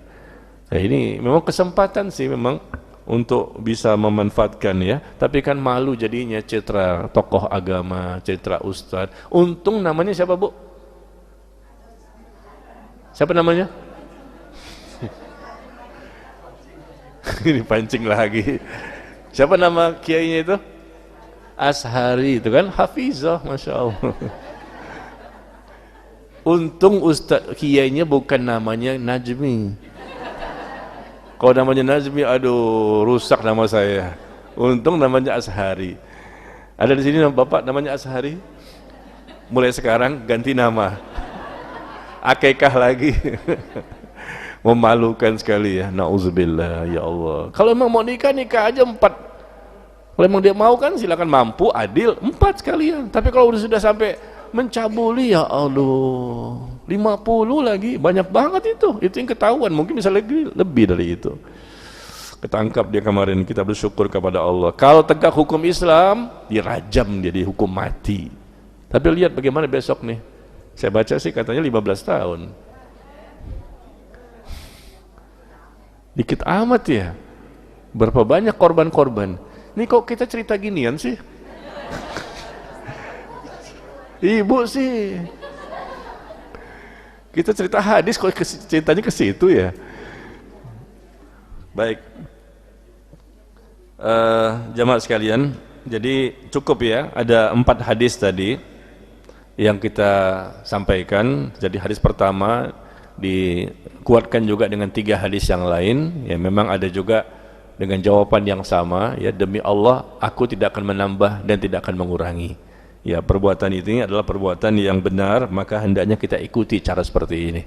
Dan untuk mendapatkan surga, jalan menuju surga itu banyak caranya ya, tapi yang paling penting adalah kita wajib untuk melaksanakan semua perintah yang tidak boleh kita tinggalkan Minimal itu. Yang sunnah-sunnah barangkali nggak ada, tapi yang wajibnya seluruhnya kita kerjakan. Ya, kalau kita mau lebih baik lagi ya kita kerjakan ibadah yang wajib maupun ibadah yang sunnah. Dan semua dosa kita tinggalkan. Dosa besar seluruhnya jumlahnya 100. Semua kita tinggalkan, tinggal dosa kecil. Dosa kecil pun kita lama-lama kita semakin ya sedikitkan ya, sehingga lama-lama yang sedikit ini pun akhirnya digugurkan oleh Allah Tabaraka wa Ta'ala. Ya, ada sedikit lagi yang mau saya sampaikan sebelum kita buka sesi tanya jawab. Bapak Ibu, ada sedikit lagi ya. Sebetulnya ini yang sedikit ini adalah materi buat besok. Tapi saya sampaikan sekarang. Karena ada kaitan dengan tema kita, jalan menuju sorga. Besok insya Allah, besok sore pada asar, saya akan memberikan kajian di Masjid Nurul Iman Blok M Square. Judulnya, materinya adalah mahalnya sorga dengan keringat, darah dan air mata. Ya, mahalnya sorga itu dengan keringat, darah dan air mata. Nah, saya jelaskan sedikit, bocorannya seperti ini. Bahwa Rasul sallallahu alaihi wasallam mengatakan bahwa man khaufa adlaja wa man adlaja balagal manzilah. Ala inna silatallahi ghaliyah, ala inna silatallahil jannah. Dalam hadis yang dikeluarkan oleh Imam At-Tirmidzi dan Imam Al-Hakim, Rasul mengatakan, barang siapa yang takut kepada Allah, maka dia bersungguh-sungguh. Dan barang siapa bersungguh-sungguh, maka dia akan sampai tujuannya ke surga nanti. Ketahuilah, kata Rasulullah, barang dagangan Allah itu mahal. Ketahuilah, barang dagangan Allah itu adalah surga. Barang dagangan Allah itu surga. Dan itu semua didapatkan dengan sungguh-sungguh, kata Rasulullah. Man khaufa adlaja, barang siapa takut, betul-betul dia takut kepada Allah, pasti dia bersungguh-sungguh. Buktikan sungguh-sungguhnya. Kalau sungguh-sungguh, sampai di tujuan. Barang dagangan Allah itu mahal. Dan barang dagangan Allah itu adalah surga. Untuk bisa mendapatkan surga yang mahal itu, Rasulullah yang sudah jelas surganya, diampuni semua dosanya, orang yang paling Allah cintai di muka bumi, tapi Rasul berjuang dan berkorban mati-matian dan habis-habisan untuk bisa mendapatkan surga. Ya udah jelas nih, udah pasti diampuni semua dosa, orang paling bertakwa, tapi Rasul berjuang. Bagaimana dengan kita? Yang sudah jelas surganya, Allah mencintainya, Allah mengampuninya, Allah memberkahinya, ya. Dan beliau orang pertama kali akan membuka pintu surga. Tapi Rasul lihat bagaimana puluhan kali berperang, berjihad, sampai berdarah-darah juga pernah. Sahabat juga ada yang meninggal, terpotong tangannya, kepotong kakinya, kena tombak, kena pedang, mati syahid. Berjuang dengan dirinya, dengan hartanya, dengan nyawanya. Padahal mereka juga melakukan ini semua kan, mereka sholat juga sebagaimana hadis kita bahas ini. Mereka sholat, mereka berpuasa Ramadan, ya, mereka juga zakat, mereka juga berhaji, semuanya. Tapi tetap mereka itu berusaha mati-matian. Perang juga apalagi dengan keringat, ya, panas yang luar biasa. Lagi puasa, lagi perang Badar. Tapi lihat bagaimana selevel Rasul saja dan para sahabat yang sudah dijanjikan mereka ini masuk surga, Allah ampuni, Allah ridhoi, Allah cintai, tapi ternyata tetap takut.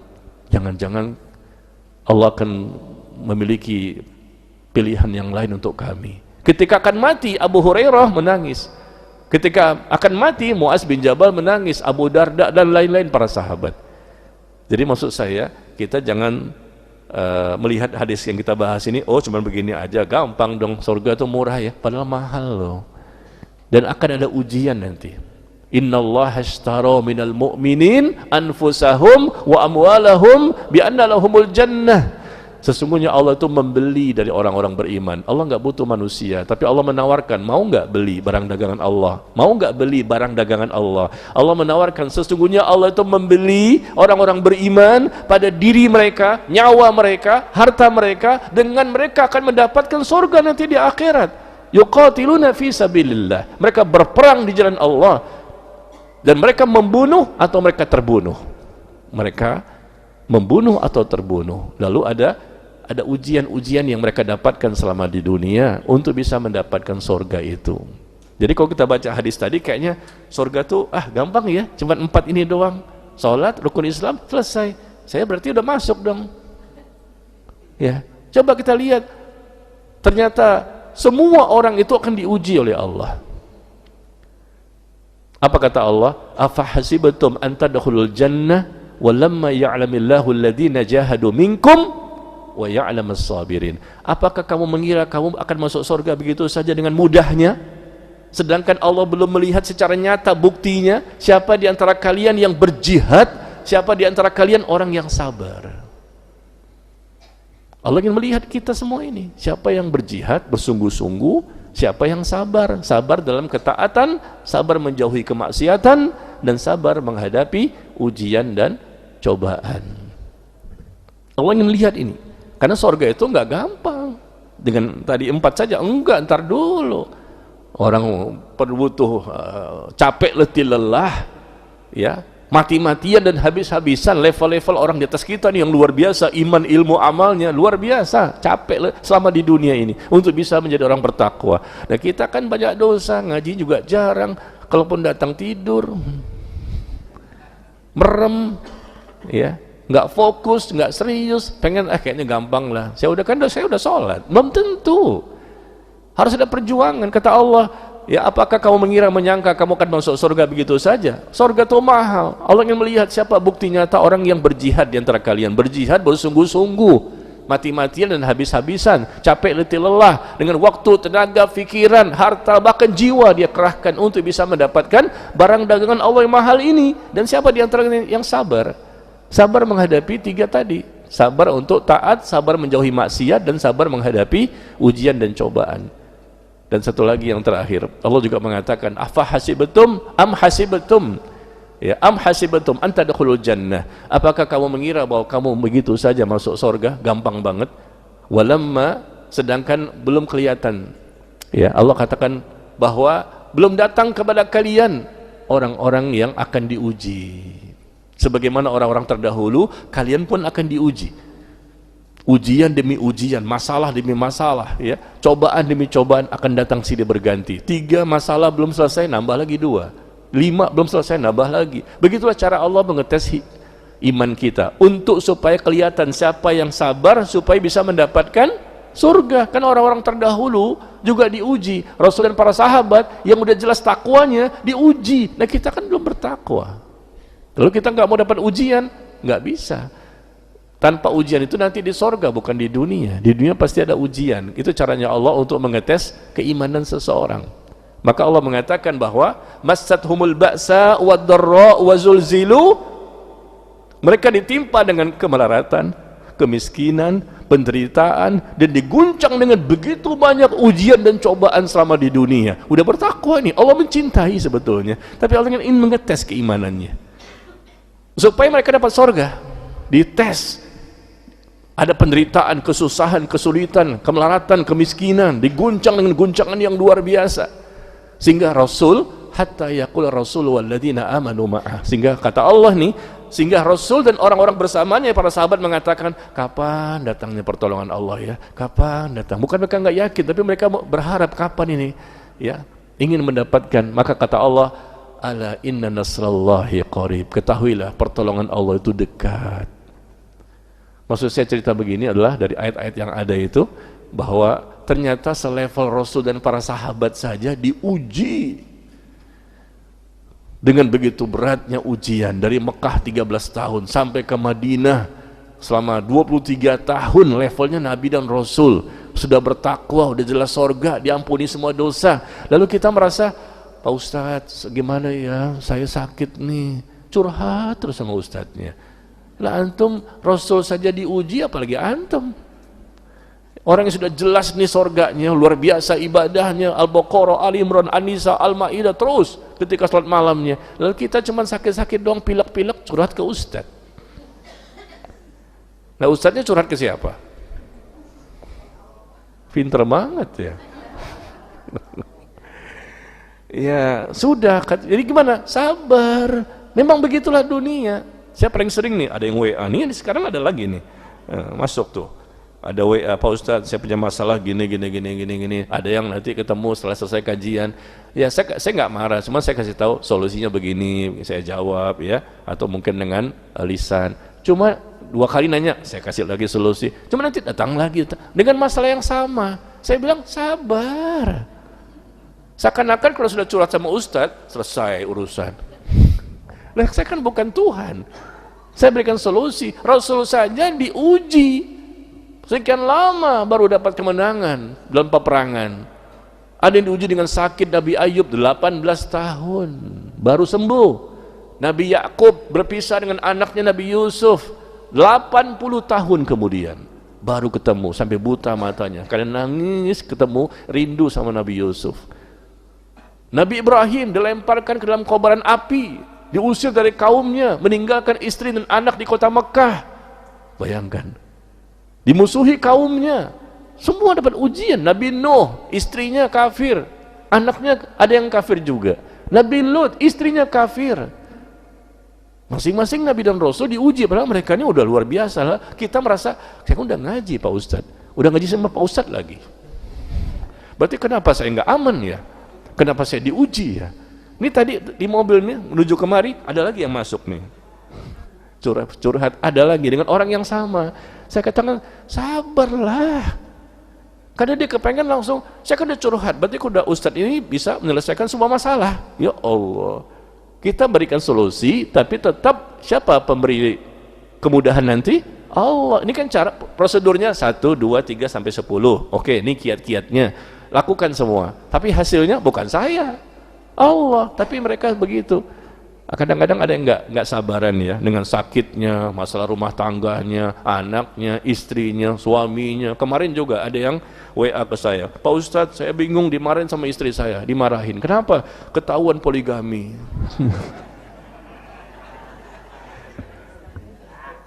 Ketika poligami saya nggak diundang. Ketika ketahuan, saya yang jadi tumpuan. Ya Allah, antum yang salah, kenapa nggak ngasih tahu dari awal? Dari gimana nih Ustadz? Antum salah Ustadz, karena Ustadznya belum poligami. Belum Bapak enggak sih? Belum Bapak enggak sih? Iya, enggak poligami. Cukup satu saja, satu di Depok. Satu di Depok, terus sisanya di sorga. Iya, begitu aja. Di masjid begitu Pak ngomongnya. Ntar di luar sama, oh suuzon aja. Sama di luar juga ya. Baik, sampai di sini. Jadi itu tambahan saya ya. Ayat yang saya sebutkan tadi itu ada di surah Al-Baqarah ayat 214 ya, bahwa Allah jelaskan, am hasibatum, apakah kau mengira kamu itu akan masuk surga begitu saja gampangnya? Kan kalau kita baca hadis tadi kan kayaknya gampang banget kan, jalan menuju surga. Padahal kata Allah akan ada itu ujian-ujian, akan ada kesabaran-kesabaran yang akan dibuktikan, ada perjuangan, pengorbanan, capek, letih, lelah. Al-Baqarah 214 ya. Ada juga ayat yang lain, banyak sekali ayat-ayat yang Allah sebutkan ya, berkaitan dengan adanya manusia-manusia yang akan diberikan ujian oleh Allah ya. Maka gimana lagi? Ya sudah, sabar aja. Ada yang nangis tiap malam ya, pagi siang sore nangis terus. Kenapa? Karena mereka minta sorga, dijauhkan dari neraka. Ya Allah, aku mohon kepadamu sorga dan jauhkan aku dari neraka. Pengorbanan dia itu salah satunya, tetesan air mata. Ada yang keringat-keringat pakai motor nih, datang ke masjid husnul khotimah, naik motor sama istrinya, mak anaknya keringat basah kuyup nih, sampai ke sini basah dengan keringat. Untuk apa? Untuk bisa mendapatkan sorga dengan datang ke majelis ilmu. Ini kan keringat ya, kalau yang mobil sih pakai AC, yang pakai motor keringatan dari Bekasi sana jauh-jauh, dari mana datang di sini, ada teman-teman kita. Masya Allah, yang dekat-dekat sini kagak hadir mungkin, gak semuanya. Ini dari Bekasi, dari sana jauh-jauh datang kemari karena ketemu, saya teman tahu mereka ini dari jauh-jauh rumahnya. Subhanallah, usia mereka udah 60-an ya, jauh-jauh mereka dari Priuk pun ada. Ketemu saya di Tebet itu 85 tahun sama istrinya naik mobil, dia bawa sendiri supir tuh, 85 bawa mobil sendirian sama istrinya nih berdua. Dengerin, duduk di bawah, catat, serius dia mendengarkan. 91 tahun karena di sini ada ya. Iya, berkeringat. Jadi mahal sorga itu dibuktikan dengan pengorbanan dan perjuangan, dengan keringat, dengan darah. dengan air mata, dengan berbagai macam usaha. Ini supaya antum Bapak Ibu tahu bahwa tidak semudah yang kita bahas tadi gitu loh. Ya, kita harus melihat bahwa ada yang Allah sebutkan dalam Al-Quran, di antaranya tadi apa? Al-Baqarah 214. Ada juga di surah Ali Imran ayat 142. Ada juga di surah At-Taubah ayat 111 dan lain-lain. Allah menjelaskan bahwa kalau mau surga ya seperti ini caranya. Jalan menuju surga itu bukan yang di hadis itu tadi, juga ada cara yang lain yang Allah sebutkan dalam Al-Quran. Nah seperti ini, berarti kita harus mengikutinya, meskipun pasti ujian yang kita terima tidak seberat Nabi dan para sahabat, karena ujian itu kan sesuai dengan kadar iman ya. Nah nanti insya Allah besok sore kalau Bapak Ibu ingin tahu, postingan artikelnya besok sore ya, postingan tentang materi saya besok di Blok M Square, Masjid Nurul Iman, mahalnya sorga dengan keringat darah dan air mata ya. Mudah-mudahan bisa ke sana juga nanti, bisa ketemu di sana. Bisa ketemu di sana? Nggak bisa. Kenapa? Karena Bapak Ibu juga ingin memberikan kajian di tempat lain ya. Siapa yang mau bertanya? Saya persilakan.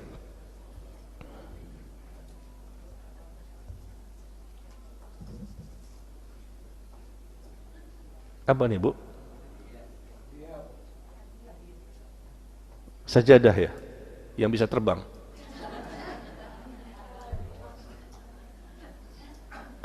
Hari ini ada hadiah sajadah loh, Masya Allah, beda-beda nih.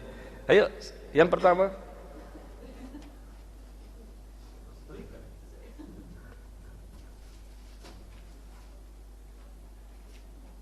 Ada 4 nih ya. Sajadah mungkin bisa terbang. Ayo, pertanyaan pertama nih, siapa yang bisa jawab? Saya langsung kasih hadiahnya. Cepet-cepetan ya, angkat tangan ya. Siapa Bapak Ibu yang sudah pasti surganya? Ayo, angkat tangan. Dapat sajadah. Ayo. Udah pasti surganya. Angkat tangan. Ya, udah aman deh.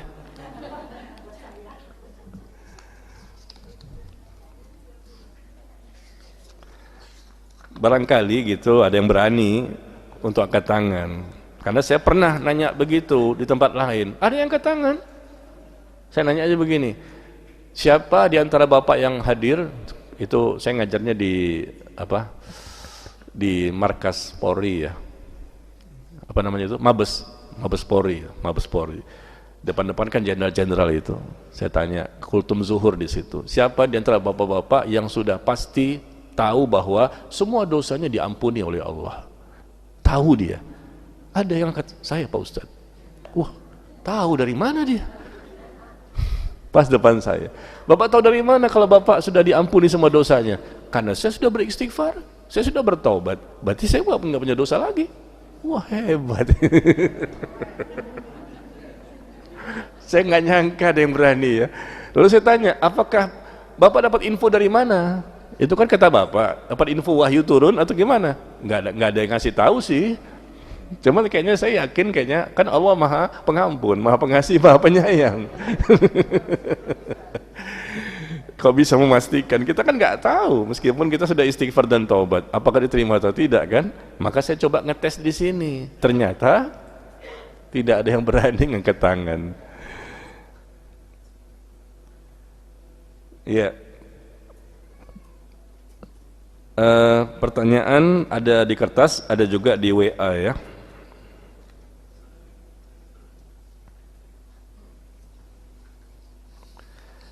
Ya, sabar ya.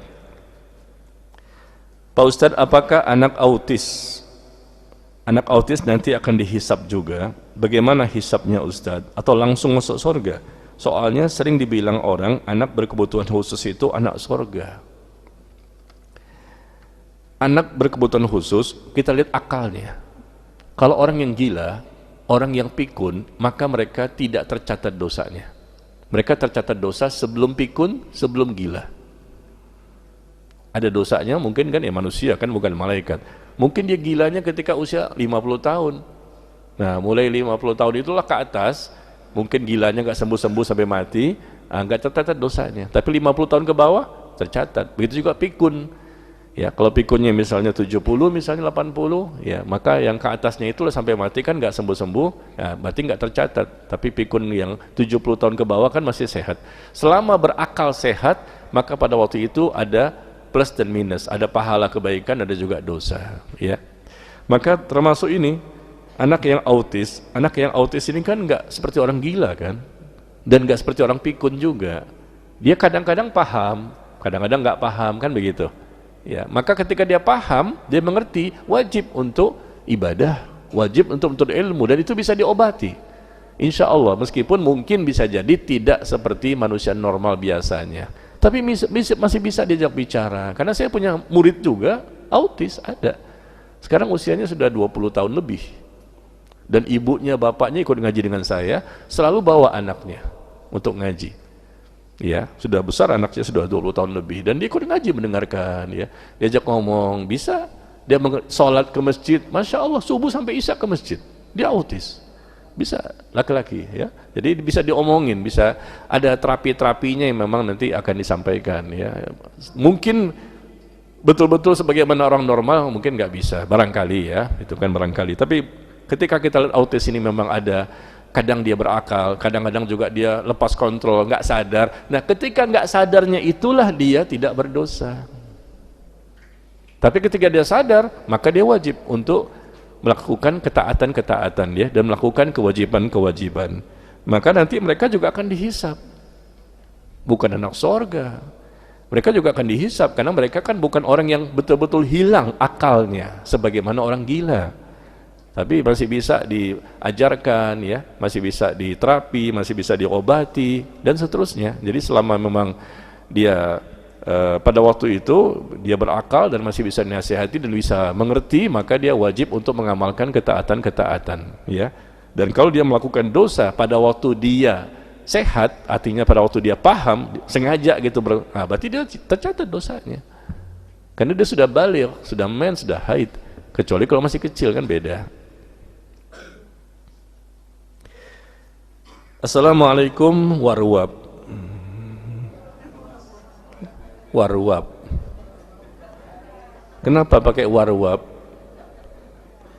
Jangan pakai WRWB, ya. Ini bukan doa. Assalamualaikumnya doa bagus. Semoga kalian mendapatkan keselamatan. Kalau WRWB bukan. Maka jawaban saya, waalaikumsalam warwab. Jalan menuju surga banyak ujian dan cobaan, betul. Apa kiat-kiat yang khusus agar ketika menghadapi dunia yang semakin berat gangguannya, mudah-mudahan kita sabar dan kuat iman kita. Memang ujian itu gak gampang, ya. Ustadz juga diuji, ulama diuji, bahkan Rasul mengatakan inna izomil jaza ma'izomil bala. Sesungguhnya besarnya pahala itu tergantung kepada besarnya ujian. Dia mukmin, siap-siap. Kita mukmin enggak? Mukmin. Berarti siap-siap akan menghadapi ujian. Dan seseorang itu akan diuji sesuai dengan kadar agamanya. Kalau agamanya tinggi, bagus, yakin, banyak, ya Masya Allah, maka ujian pun semakin banyak. Itu caranya Allah menguji keimanan, bukan menzolimi, ya. Maka kiat-kiat agar kita bisa menghadapi dunia yang semakin banyak, ya, gangguan, cobaan, fitnah di mana. Gimana caranya? Ya pertama doa. Ya, ujian pasti ada, ya. Kita berdoa kepada Allah, minta diberikan kemudahan dalam menghadapi ujian dan cobaan yang pasti ada dan datangnya silih berganti, nggak pernah selesai. Ya, kita berdoa kepada Allah, minta dikuatkan, terutama doa di akhir surah Al-Baqarah ayat ke-286. La tu'akhidna in nasina aw akhtana rabbana wala tahmil alaina isran kama hamaltahu 'alal ladina min qablina Rabbana wala tuhammilna ma la taqata lana bih. Ya. Tapi bukan sekedar baca doa ini, paham artinya. Apa sih artinya itu? Kita minta kepada Allah agar jangan diberikan beban yang berat di luar kesanggupan, dan pasti Allah nggak akan berikan ujian di luar kesanggupan. Pasti Allah tahu bahwa kita itu akan diberikan ujian sesuai dengan kemampuan kita. Tapi tetap saja kita berdoa, ya, agar kita itu mampu. Salah satunya seperti itu. Nih, tadi pagi nih, Jam 6 subuh datang WA kepada saya. Pak Ustadz, rasanya sudah benar-benar di luar batas kemampuan ana Ustadz. Sampai-sampai di luar kemampuan saya. Karena dia mendapatkan ujian yang luar biasa. Sampai-sampai bangun tidur pun takut saya. Ya, takut nanti tidak bisa menghadapi ujian yang Allah berikan kepada ana. Tapi semuanya saya tumpahkan ketika anak qiyamul lail dengan penuh harap kepada Allah. Karena orang fakir seperti ana ini, mana ada makhluk yang mau mendengarnya. Wah, ini jam 6 tadi nih. Saya belum jawab nih, ntar dulu deh, mau kajian dulu. Ya, subhanallah ya. Semua tuh orang pasti ada ujiannya. Dia diuji dengan dirinya, ibunya sakit ya, keluarganya juga banyak kekurangan-kekurangan segala macam. Ada orang diuji dengan sakit, ada diuji dengan harta, diambil orang, mungkin dia begal, ya mungkin ditipu, dihutang nggak bayar. Ada juga diuji dengan istrinya, mungkin berselingkuh, atau mungkin suaminya yang berselingkuh, ya, atau mungkin zalim, nggak adil. Ya, ketika berpoligami ternyata nggak adil. Itu juga ada yang curhat kepada saya. Selesai kajian datang ibu-ibu, Pak Ustadz, nih suami saya nggak adil ketika berpoligami. Kok lapor ke saya? Ya gimana Ustadz caranya nih? Ya subhanallah, karena suaminya mendapat yang baru, lupa yang lama. Ya, ini kan nggak boleh seperti itu. Jadi kadang-kadang diuji dengan orang tua, diuji dengan mertua, diuji dengan tetangga. Ya macam-macam ujian, nggak semuanya sama kan? Ya, kadang-kadang kita juga diuji apa? Ketika melakukan perkara sesuai sunnah, sesuai syariat, ada orang yang nggak suka. Tuh dia kelompok radikal itu, dia ekstrim. Ya, dia tuh begini-begini. Biasa ya. Semua itu akan didapatkan ujian. Saya pun mendapatkan ujian. Semua kita sama. Cuman saya nggak cerita aja. Iya, kepada orang lain kan. Kalau saya cerita, bapak ibu, ya usah curhat ke kita. Jadi saya curhatnya kepada siapa, Bu? Bagus. Begitu saya aja kepada Allah.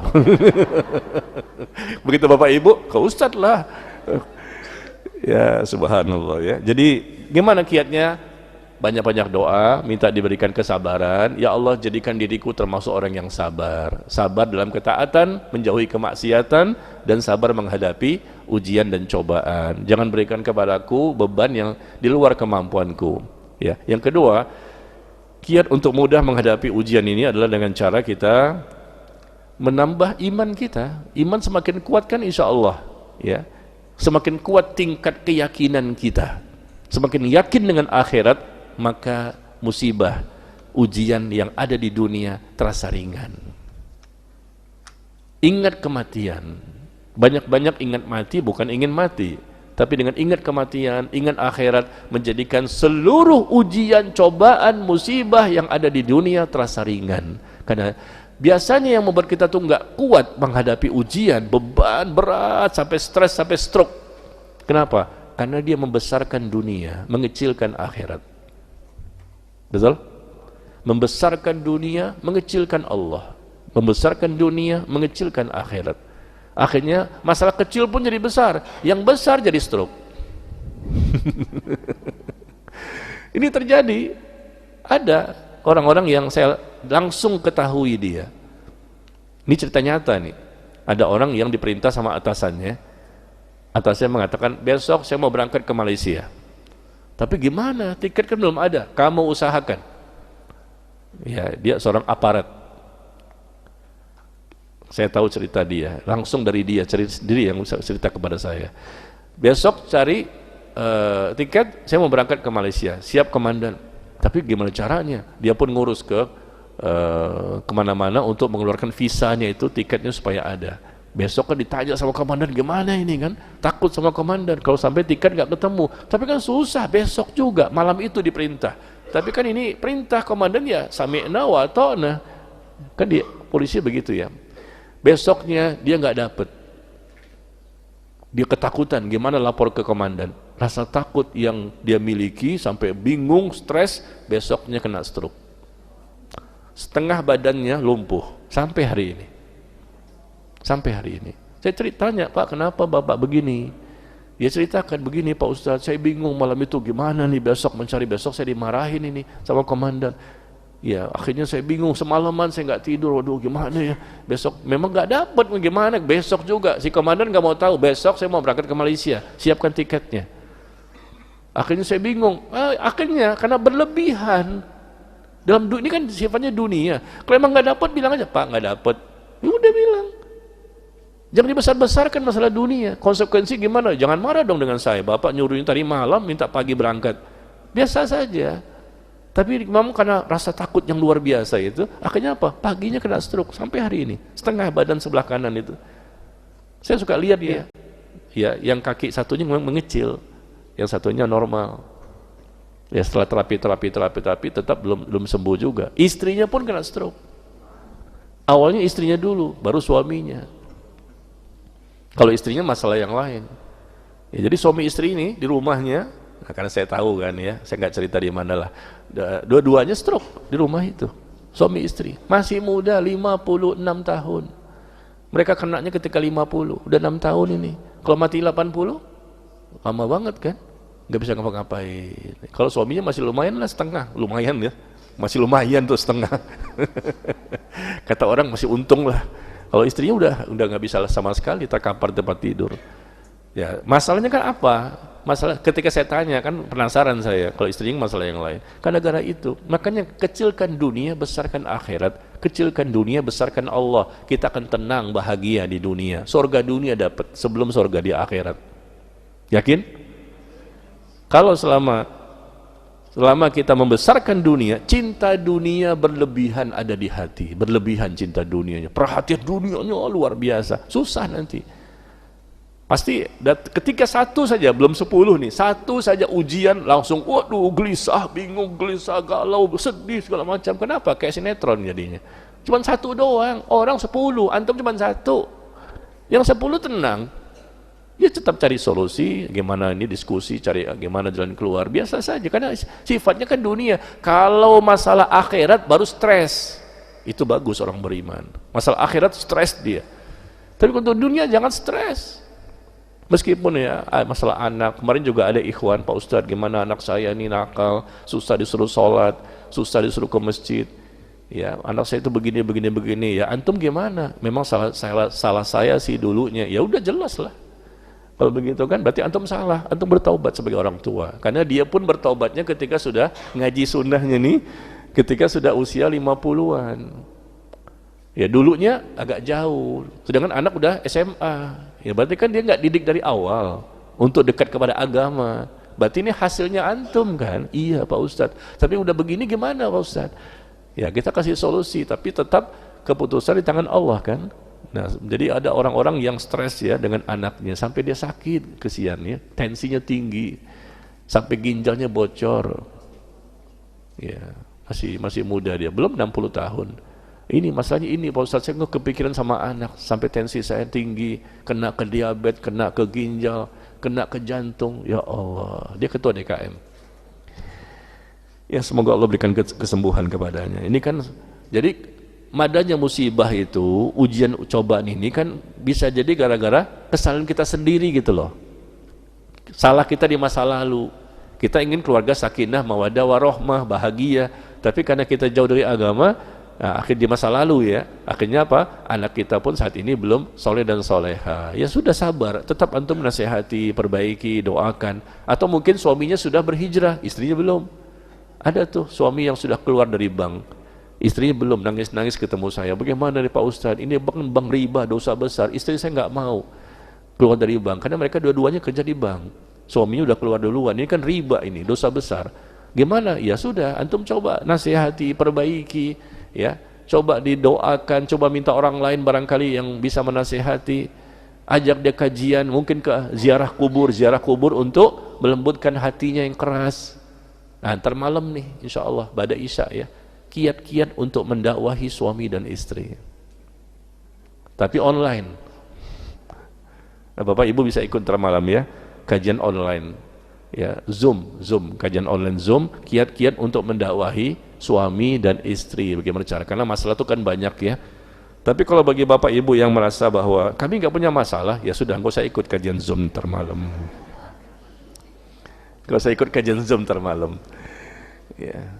Nanti ada kiat-kiat untuk memperbaiki anak. Ya namanya usaha, tetap bukan kita yang menentukan, Allah yang menentukan segala-galanya ya. Jadi intinya kita ringkas apa tadi? Banyak-banyak doa ya, kemudian kita juga mengecilkan dunia dan membesarkan akhirat, dan kita juga berusaha menebalkan iman dan rasa takut kepada Allah. Ya, dengan datang ke kajian ya, insya Allah bisa membantu meringankan beban ujian yang kita hadapi. Kalau nggak ngaji, akibatnya apa? Mudah stres, mudah mengeluh, mudah ya berkeluh kesah. Begitu suami pulang dari kantor, Mas, aku begini. Pulang lagi, Mas, tiap hari istiqomah. Lama-lama suaminya pusing juga. Yang nggak pusing, nggak ada masalah, jadi masalah kamu di masalah saya sebetulnya. Karena terlalu sering banget mengeluhnya si istri ini. Apalagi belum makan, buka pintu, Mas, Allah berfirman. Bagaimana? Aku lapar, capek. Rasulullah bersabda, Mas. Nggak melihat kondisi, ya, capek-capek baru pulang udah dinasehati, dakwahi, berkeluh kesah, pusing lah, inilah ini. Jadi sakit terus yang dikeluhkan sama suami. Lama-lama suami nyari yang lain. Ya, makanya seorang istri itu harus memperhatikan kesehatan dan kebugaran tubuhnya. Gara-gara dia tidak memperhatikan kesehatan dan kebugaran, akhirnya apa? Sakit lagi. Ya, jadi suaminya gimana nih? Ya. Jadi intinya itu ya. Kalau kiat-kiatnya banyak sekali sebetulnya, tapi yang saya lihat yang terpenting itu adalah dia banyak berdoa, kecilkan dunia, besarkan akhirat, banyak-banyak ingat kematian, sering-sering datang ke majelis ilmu, banyakkan teman-teman yang baik yang bisa menasihati, mengingatkan, dan lakukan seluruh perintah-perintah yang wajib, bahkan yang sunnah. Karena dengan melakukan ibadah yang wajib dan sunnah bisa membangkitkan dan mempertebal iman. Semakin kuat iman kita, maka ujian akan semakin kecil dalam pandangan orang-orang beriman. Pak Ustaz, bagaimana cara saya mengganti puasa Ramadan yang sudah lama pernah saya tinggalkan dan kadang saya lupa untuk membayar puasa ketika haid atau nifas? Coba diperkirakan ya, haid dan nifas di masa lalu, ketika Ramadan dia tinggalkan berapa hari? Mungkin dia ingat atau mungkin lupa. Kalau lupa coba diperkirakan, dan itu wajib untuk dibayar sampai kapanpun. Mungkin ini 5 tahun yang lalu, 10 tahun yang lalu, memang dia sadar pernah pada waktu itu saya haid dan nifas dan saya belum bayar. Nah, coba diperkirakan, wajib untuk bayar, mengqadha puasa Ramadan ketika haid dan nifas ya. Beda dengan ketika hamil dan menyusui. Kalau hamil dan menyusui ada perkataan dari sahabat Abdullah bin Abbas dan perkataan Abdullah bin Umar. Kalau berat nggak mampu puasa, cukup membayar fidyah saja. Fidyah memberikan makan kepada orang miskin.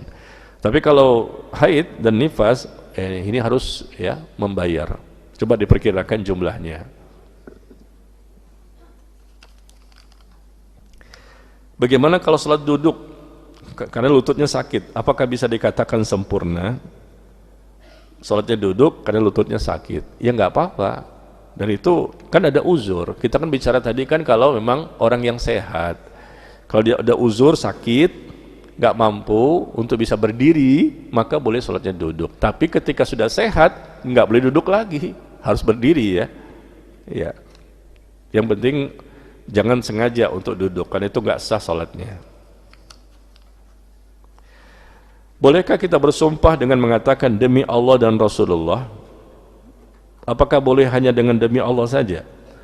Dalam bersumpah tidak boleh menyebut nama makhluk. Ya.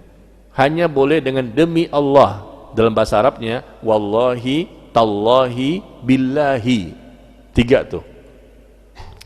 Terjemahan Indonesianya demi Allah. Bahasa Arabnya apa? Wallahi, tallahi, billahi. Ya, enggak boleh kita bersumpah atas nama selain Allah. Demi Allah, demi Rasulullah, enggak boleh. Dosa itu. Dan itu termasuk syirik kecil. Ya, mempersekutukan Allah dalam masalah sumpah ya, termasuk syirik kecil. Enggak boleh, karena Rasulullah melarang kita untuk bersumpah atas nama selain Allah. Tapi Allah boleh bersumpah atas nama makhluknya dalam rangka untuk mengagungkan dan memuliakan makhluknya. Ada kan nama Al-Quran? Wasyams, demi matahari. Apalagi? Wal qamar, demi bulan. Wan najmi, nama saya pun disebut. Demi bintang. Ya, kan nama saya Malistar. Najmi kan bintangku artinya. Sombong banget ya. Ya, jadi Allah mengulang-ulang dengan nama-nama wal asri, Ya, innal insana lafi khusr, Allah boleh, tapi kita nggak boleh bersumpah atas nama selain Allah karena Rasul mengatakan itu termasuk perbuatan syirik. Afwan Ustaz mau bertanya tentang sholat. Kalau tidak bisa sholat berdiri kan duduk. Bagaimana tata cara sholat duduk tanpa kursi? Bagaimana posisi kakinya Ustaz? Waktu Anda di rumah sakit, Anda duduk tapi Anda luruskan kakinya. Benar nggak Ustaz? Apa kalau sholat duduk tetap harus duduk seperti duduk di antara dua sujud? Dan apa harus tetap sujud seperti sujud biasa menyentuh lantai? Ya, kalau ada uzur maka sesuaikan dengan kemampuan saja. Ya, kalau nggak sengaja kan, ini kan ada uzur. Kalau sengaja nggak sah ini, harus berdiri, rukuk, sujudnya dengan benar. Tapi karena sakit, ya lakukan sesuai kemampuan. Kalau bisa duduk di kursi, ya duduk di kursi. Tapi coba ya, coba Bapak Ibu perhatikan, orang yang sholat dari awal posisinya apa? Berdiri kalau memang dia bisa berdiri. Paling tidak kalau memang bisa ya, dari awal Allahu Akbar lalu duduk. Kursi sudah disiapkan di belakang. Mungkin dia nggak bisa lama-lama tuh goyang dia, vertigo barangkali. Itu ada di masjid-masjid banyak itu. Dia bisa di awal saja Allahu Akbar, ngikutin imam di masjid, setelah itu dia duduk karena kursi sudah disiapkan, dia nggak bisa lama-lama. Tapi kalau memang dari awal tidak bisa berdiri, boleh duduk dari awal. Saya katakan kepada seorang bapak-bapak, Pak, Bapak kenapa duduk dari awal? Bapak dari rumah ke masjid bisa, jalan bisa, naik motor bisa. Begitu sampai di masjid, duduk dari awal. Nggak boleh, nggak sah sholatnya. Kenapa? Rukun sholat itu berdiri. Bapak kan bisa berdiri, buktinya bisa jalan dari motor ke masjid, bisa jalan bahkan. Maka berdiri di awal. Allahu Akbar, setelah itu duduk. Caranya begitu Pak. Oh begitu ya, selama ini saya nggak tahu. Sama seperti di pesawat kan, selama ini kita gimana di pesawat? Dari awal duduk kan? Dari awal kita duduk, itu nggak boleh. Kenapa? Kita mampu berdiri kan di pesawat itu, di awalnya Allahu Akbar, setelah itu kita duduk di pesawat. Berdirinya itu kan merupakan rukun sholat. Selama ini gimana? Selama ini di pesawat, di kereta, di bus duduk dari awal atau berdiri? Awalnya. Dari awalnya duduk kan? Keliru itu. Ya karena nggak tahu. Semoga Allah ampuni. Yang benar itu dari awalnya berdiri. Karena kita mampu berdiri kan dari awal. Masuk ke pesawat juga kita jalan kaki kok, masih sehat. Berdirinya bisa kok. Karena rukun sholat itu adalah salah satunya berdiri bagi yang mampu. Bagi yang nggak mampu nggak apa-apa, dari awal duduk. Nggak bisa duduk, berbaring. Nggak bisa berbaring, pakai isyarat, saya sudah disolatin. Disolatin sama jamaah, sholat jenazah udah. Ya, jadi intinya begitu. Kalau bisa pakai kursi ya. Nanti ketika awalnya mungkin cuma awalnya saya berdiri bisa, setelah itu nggak kuat, silakan duduk. Dan setelah duduk kan nanti kan ya bisa duduk ya, dia bisa Allahu Akbar ketika ruku agak miring sedikit, sami Allahu liman hamidah. Kemudian sujud agak maju lagi ke depan, Allahu Akbar. Ya tetap di tempat duduk tadi. Jadi ruku dan sujud dibedakan ya. Ketika sujud tuh agak maju ke depan lagi. Begitu. Tapi kalau memang nggak bisa, andai kata nggak bisa di kursi juga, ya sudah lakukan dengan cara mungkin di lantai atau gimana caranya.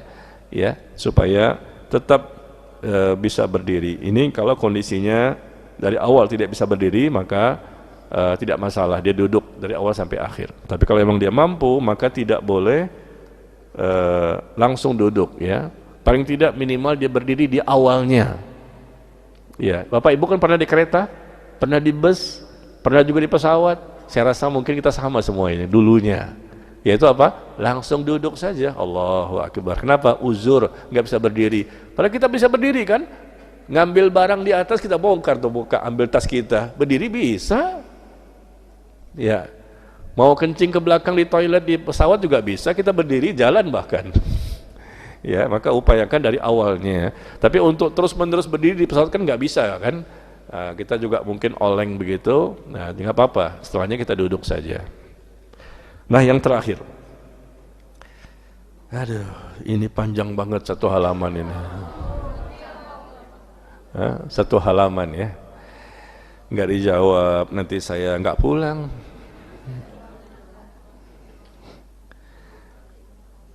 Jam setengah 10. Pak Ustadz, menurut kepercayaan masyarakat Minang, Minang nih. Menurut kepercayaan masyarakat Minang, ada tradisi gadai anak. Dilaksanakan jika ada kemiripan raut wajah antara anak laki-laki dengan ayahnya. Ada mirip wajahnya, anak laki-laki dengan ayahnya. Dengan alasan kemiripan tersebut, maka dilakukan gadai anak. Menggadaikan anak kepada salah satu saudari perempuan atau karib kerabat dari pihak suami. Alasan menggadaikan anak ini agar kemiripan raut mereka tidak menjadi petaka. Nah ini, supaya tidak menjadi bencana nanti musibah. Karena anak laki-lakinya kok mirip sama bapaknya, bahaya ini. Ini memang anak dia. Ya mirip lah. Kalau nggak mirip ya anak orang. Ya enggak? Kok bisa begini sih? Emang masih ada begini? Ya, ada kemiripan raut wajah antara anak laki-laki dengan ayahnya. Wajar-wajar saja. Masa anaknya beda? Dengan alasan kemiripan itu, maka menggadaikan anak kepada salah satu saudari perempuan atau karib kerabat dari pihak suami. Gadaikan, ya. Alasan menggadaikan anak ini agar kemiripan raut wajah mereka tidak menjadi petaka, seperti sakit-sakitan, ada yang meninggal salah satunya. Anak yang digadaikan ini biasanya ketika mulai berhenti menyusu, sekitar umur 2 tahun. Oh, umur 2 tahun digadaikan. Ya Allah, ini anak loh, bukan duit ini. Bukan barang ya. Dalam prakteknya Pak Ustadz, orang tua kandung mendatangi calon orang tua gadai. Oh, ada gini ya. Ritual itu begitu. Orang tua kandung mendatangi calon orang tua gadai secara simbolis, menyerahkan anak itu. Anak ditukarkan dengan sejumlah uang, beras, baju, dan benda-benda lainnya. Meski sudah digadaikan, hak asuh anak tetap berada pada orang tua kandung. Hak asuh anak pada orang tua kandung. Tapi ada simbolisnya, ngasih duit, ngasih apa lagi nih? Beras, baju kepada orang lain. Supaya terhindar musibah nih anak ini. Karena mukanya mirip. Namun gadai wajib ditebus kembali saat anak sudah dewasa atau saat akan menikah. Sudah digadaikan, tebus nih, ya. Prosesi menebus gadai, orang tua kandung sang anak, ya, ini omnya Ana akan datang ke rumah orang tua pemberi gadai. Om Ana pun menggadaikan anaknya ke ibu Ana. Ibu Ana rahimahullah sudah meninggal dan Om Ana berencana mendatangi kami anak-anaknya untuk menebus gadai itu, untuk makan bersama dan menebus kembali anaknya. Mohon pencerahannya dari sisi syariatnya Ustadz. Ini budaya, tradisi yang tidak sesuai dengan syariat. Datangnya musibah, bencana, petaka, sakit-sakitan, meninggal dunia bukan gara-gara faktor ini. Masih ada nggak sih seperti ini? Masih ada nggak nih?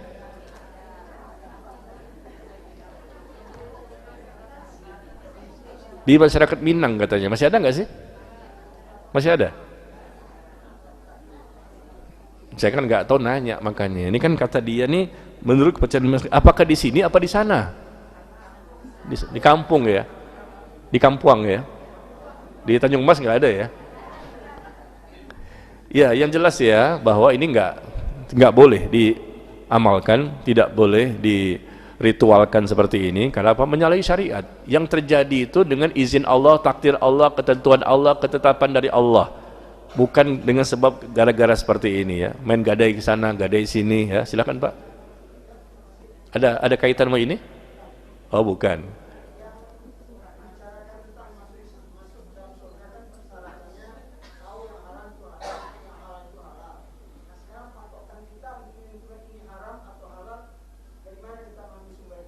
Quran dan hadis.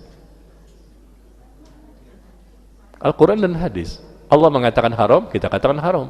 Rasul mengatakan haram, kita katakan haram. Allah katakan halal, Rasul mengatakan halal, kita pun mengatakan halal. Atau adanya kesepakatan para sahabat, ijma, kesepakatan para sahabat mengatakan ini haram, ya, karena kesepakatan sahabat itu bisa diambil sebagai salah satu sumber hukum. Ketika para sahabat bersepakat bahwa ini haram, kita pun mengatakan haram. Ketika sahabat mengatakan sepakat semua ini halal, kita pun mengatakan halal. Nah, begitu caranya. Selama ada, misal contoh, jangan kamu dekati zina, sesungguhnya zina itu adalah perbuatan yang buruk ya. Nah, Allah katakan itu haram, jangan minum khamar segala macam kan? Nah, kan ada keterangan-keterangan jelas semua yang haram-haram itu. Ya, maka di hadis juga demikian, nggak boleh begini, nggak boleh begini, nggak boleh begini, ada penjelasan ya. Dan penjelasan itu memang berbentuk sesuatu yang terlarang dan berdosa. Nah, caranya seperti itu. Atau gini Pak, sebagaimana kata Imam Az-Zahabi rahimahullah, dosa-dosa besar itu ketahuan dari mana? Bu, indikasi bahwa ini dosa besar, ini haram, dari mana? Ketika Allah menggunakan kalimat laknat. Setiap kalimat laknat, Allah melaknat kalau melakukan ini, Allah melaknat kalau melakukan ini. Ini haram, berarti dosa besar. Atau ketika Allah memberikan ancaman dengan siksa api neraka, kalau melakukan ini siksa neraka, kalau ini siksa neraka, ini berarti dosa besar, berarti ini haram. Nah, seperti itu caranya ya. Kalimat-kalimat yang ancamannya luar biasa menakutkan. Ada kalau melakukan ini siksa kubur, ini berarti haram. Ada kalimat laknat atau adanya ancaman-ancaman yang Allah dan Rasulnya sebutkan. Ya, seperti itu ya. Jadi kembali kepada yang menggadaikan tadi nih. Jadi nggak boleh ya, tinggalkan semua ini, tidak ada dalam Islam. Kita sudah muslim. Karena udah muslim, maka kita ikuti aturan yang ada dalam agama kita. Tidak datang bencana kecuali dengan izin Allah. Tidak akan datang manfaat kecuali dengan izin Allah. Cara-caranya bukan dengan cara seperti ini. Ini budaya, tradisi, adat istiadat yang sebetulnya tidak menentukan nasib seseorang. Ya, contohnya ada apa? Ada kupu-kupu masuk ke rumah kita.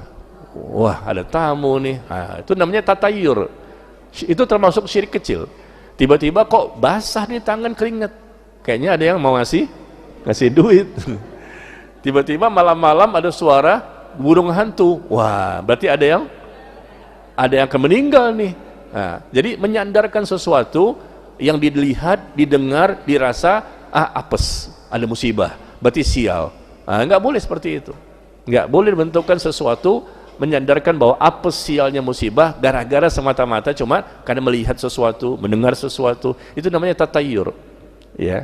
Tapi kalau memperkirakan boleh-boleh saja. Misalnya ada dari badan apa tuh yang besok diperkirakan mungkin hujannya lebat. Apa? BMKG. Ya, besok mungkin hujan, perkiraan. Ini kan ilmu teknologi kan, pengetahuan. Bisa jadi mungkin hujan, mungkin juga tidak. Ya, tapi kalau sudah sesuatu yang tidak masuk akal, secara pengetahuan pun tidak bisa dibuktikan, lalu kita percaya, wah ini kayaknya apes. Nah, itu namanya tatayur dan itu termasuk syirik kecil. Selesai ya. Pertanyaannya tinggal satu lagi nih, gimana nih Pak? Bu, udah 2 jam nih. Ini juga belum dapat nih. Oh, pertanyaan dari saya. Udah tadi, siapa yang masuk surga? Nggak ada yang berani. Buat yang nanya, ya terserah ibu deh. Ini ada 4 sini ya. Ya, Pak.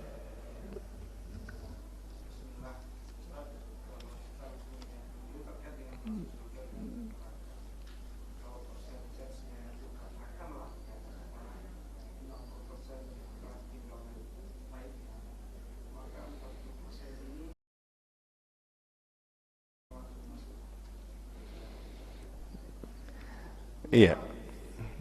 Itu semua kembali kepada bagaimana Allah menilainya. 60% plusnya, kebaikannya, 40% dosanya. Ya, jika Allah berkehendak, Allah akan ampuni yang 40%. Selesai. Tapi jika Allah berkehendak, Allah akan berikan hukuman dulu yang 40%. Semua kembali kepada Allah. Yang jelas dia matinya sebagai seorang muslim. Dan dosa yang 40% ini bukan dosa syirik. Kalau dia dosa syirik ada di situ, kufur, membatalkan keimanan, dia mati dalam kondisi kufur, dia melakukan dosa syirik, maka nggak ada toleransi, dia akan mendapatkan hukuman pasti. Kalau matinya sebagai orang kafir, matinya sebagai muslim yang melakukan dosa syirik, dosa pembatal-pembatal keimanan, ya misalnya dia melecehkan Rasulullah, menghina Al-Quran misalnya, dengan mengatakan orang kafir pun akan masuk surga juga, kan nggak boleh, ini perkataan kufur. Nah, kalau ada dia di 40% tadi, maka bisa berbahaya. Dia akan mendapatkan siksa kubur dan siksa neraka. Tapi kalau perbuatan dosa yang bukan dosa syirik, ya 60% kan contohnya 60% bagus, baik ya ibadah dia, 40%-nya ada kesalahan. Tapi kesalahan ini memang bukan dosa syirik, ada dosa-dosa yang lain meskipun dosa besar. Tapi kalau Allah berkehendak untuk mengampuni, bisa nggak? Bisa saja. Atau mungkin mendapatkan syafaat dari Rasulullah.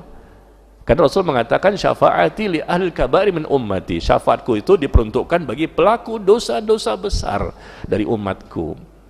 Jadi semuanya kembalikan kepada Allah. Jangan kita mengatakan, oh ini nggak bisa nih, 40% dosanya besar banget, pasti dia siksa kubur. Nggak boleh. Kan bukan kita yang nentuin. Kok kita yang menentukan? Atau pasti siksa neraka? Nggak boleh. Kenapa? Dia bukan pelaku kekafiran, pelaku kesyirikan. Ya, cuma dosa-dosa yang lain yang tidak mengeluarkan dia dari Islam. Jika Allah berkehendak, Allah bisa mengampuni. Jika Allah berkehendak, Allah akan memberikan hukuman dulu, mampir dulu ke neraka. Jadi semuanya kembali kepada bagaimana itu penilaian akidah Ahlus Sunnah wal Jamaah seperti itu. Ya, karena ini semuanya masalahnya masalah gaib. Ya, kita nggak tahu bagaimana keputusan Allah nanti di akhirat. Ya, tapi kalau sudah matinya kafir, finish, kekal abadi dalam siksaan. Ya, meskipun di awalnya dia muslim, tapi muslim yang melakukan kekufuran. Kan sekarang lagi tren nih, lagi viral nih di mana-mana.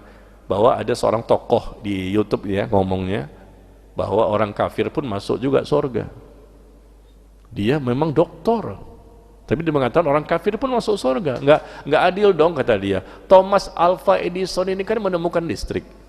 Thomas Alva Edison kan menemukan listrik, dia kan orang kafir, berarti jasa dia kan banyak untuk manusia. Dengan sekarang kita bisa ada listrik, ini kan enak, ada AC segala macam. Maka orang ini orang baik dong. Nggak mungkin Allah masukkan dia ke neraka, pasti Allah masukkan dia ke surga meskipun dia kafir. Ya Allah, cuman bekal dia menemukan listrik doang. Ini yang ngomong ada beberapa orang di YouTube yang saya lihat, ini bisa membatalkan keimanan, kufur dia. Karena Allah katakan nggak masuk, kata dia masuk. Allah katakan haram, kata dia nggak haram. Nah ini mengharamkan sesuatu yang Allah haramkan, dia nggak mengharamkan. Allah katakan haram, nggak mungkin orang kafir masuk surga, kata Allah. Ya innahu, ya sesungguhnya Allah itu mengharamkan di surah Al-Maidah ayat ke-72 kalau tidak salah, 71 atau 72. Innahu man yusyrik billah faqad haramallahu alaihi jannah. Barang siapa yang mempersekutukan Allah, Allah haramkan dia untuk masuk ke dalam surga, enggak beriman. Tapi ini tokoh ini kan pengikutnya ribuan sekali, banyak banget nih. Lagi-lagi kelompok sebelah. Ya, dia mengatakan enggak mungkin lah. Berarti kan Anda melawan ketetapan Allah, melawan Al-Quran. Nah, orang seperti ini misalnya kan, meskipun awalnya dia muslim tapi bisa terbatalkan dan dia sudah dianggap murtad tanpa dia sadari. Ya, seperti itu. Demikian sampai di sini. Ada lagi, Pak? Masya Allah.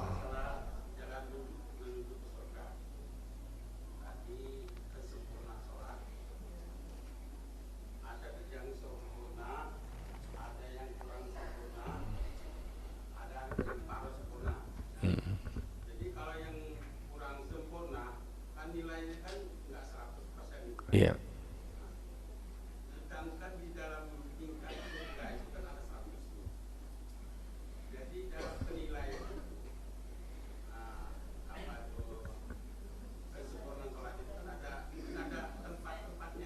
Ya, baik. Cukup? Ya. Jadi begini ya. Allah sudah menyebutkan dalam hadits qudsi bahwa ada orang yang salatnya bisa jadi kelemahan, kekurangan, kurang sempurna. Maka Rasul mengatakan ditutup, ditambal dengan ibadah sunnah. Itu akan menyempurnakannya. Kalau kita katakan semua harus sempurna, wah kita nggak bisa ya. Kita ini siapa sih? Kita bukan Nabi dan Rasul kan? Ya betul-betul full, sempurna 100%. Ya mungkin ikhlasnya iya, mungkin tata cara sesuai, tapi hatinya kemana-mana ketika sholat, nggak khusyuk juga. Ya, jadi sempurnakan itu yang bolong-bolong itu dengan ibadah sunnah, bisa menutupi ya kekurangan-kekurangan yang ada pada ibadah yang wajib.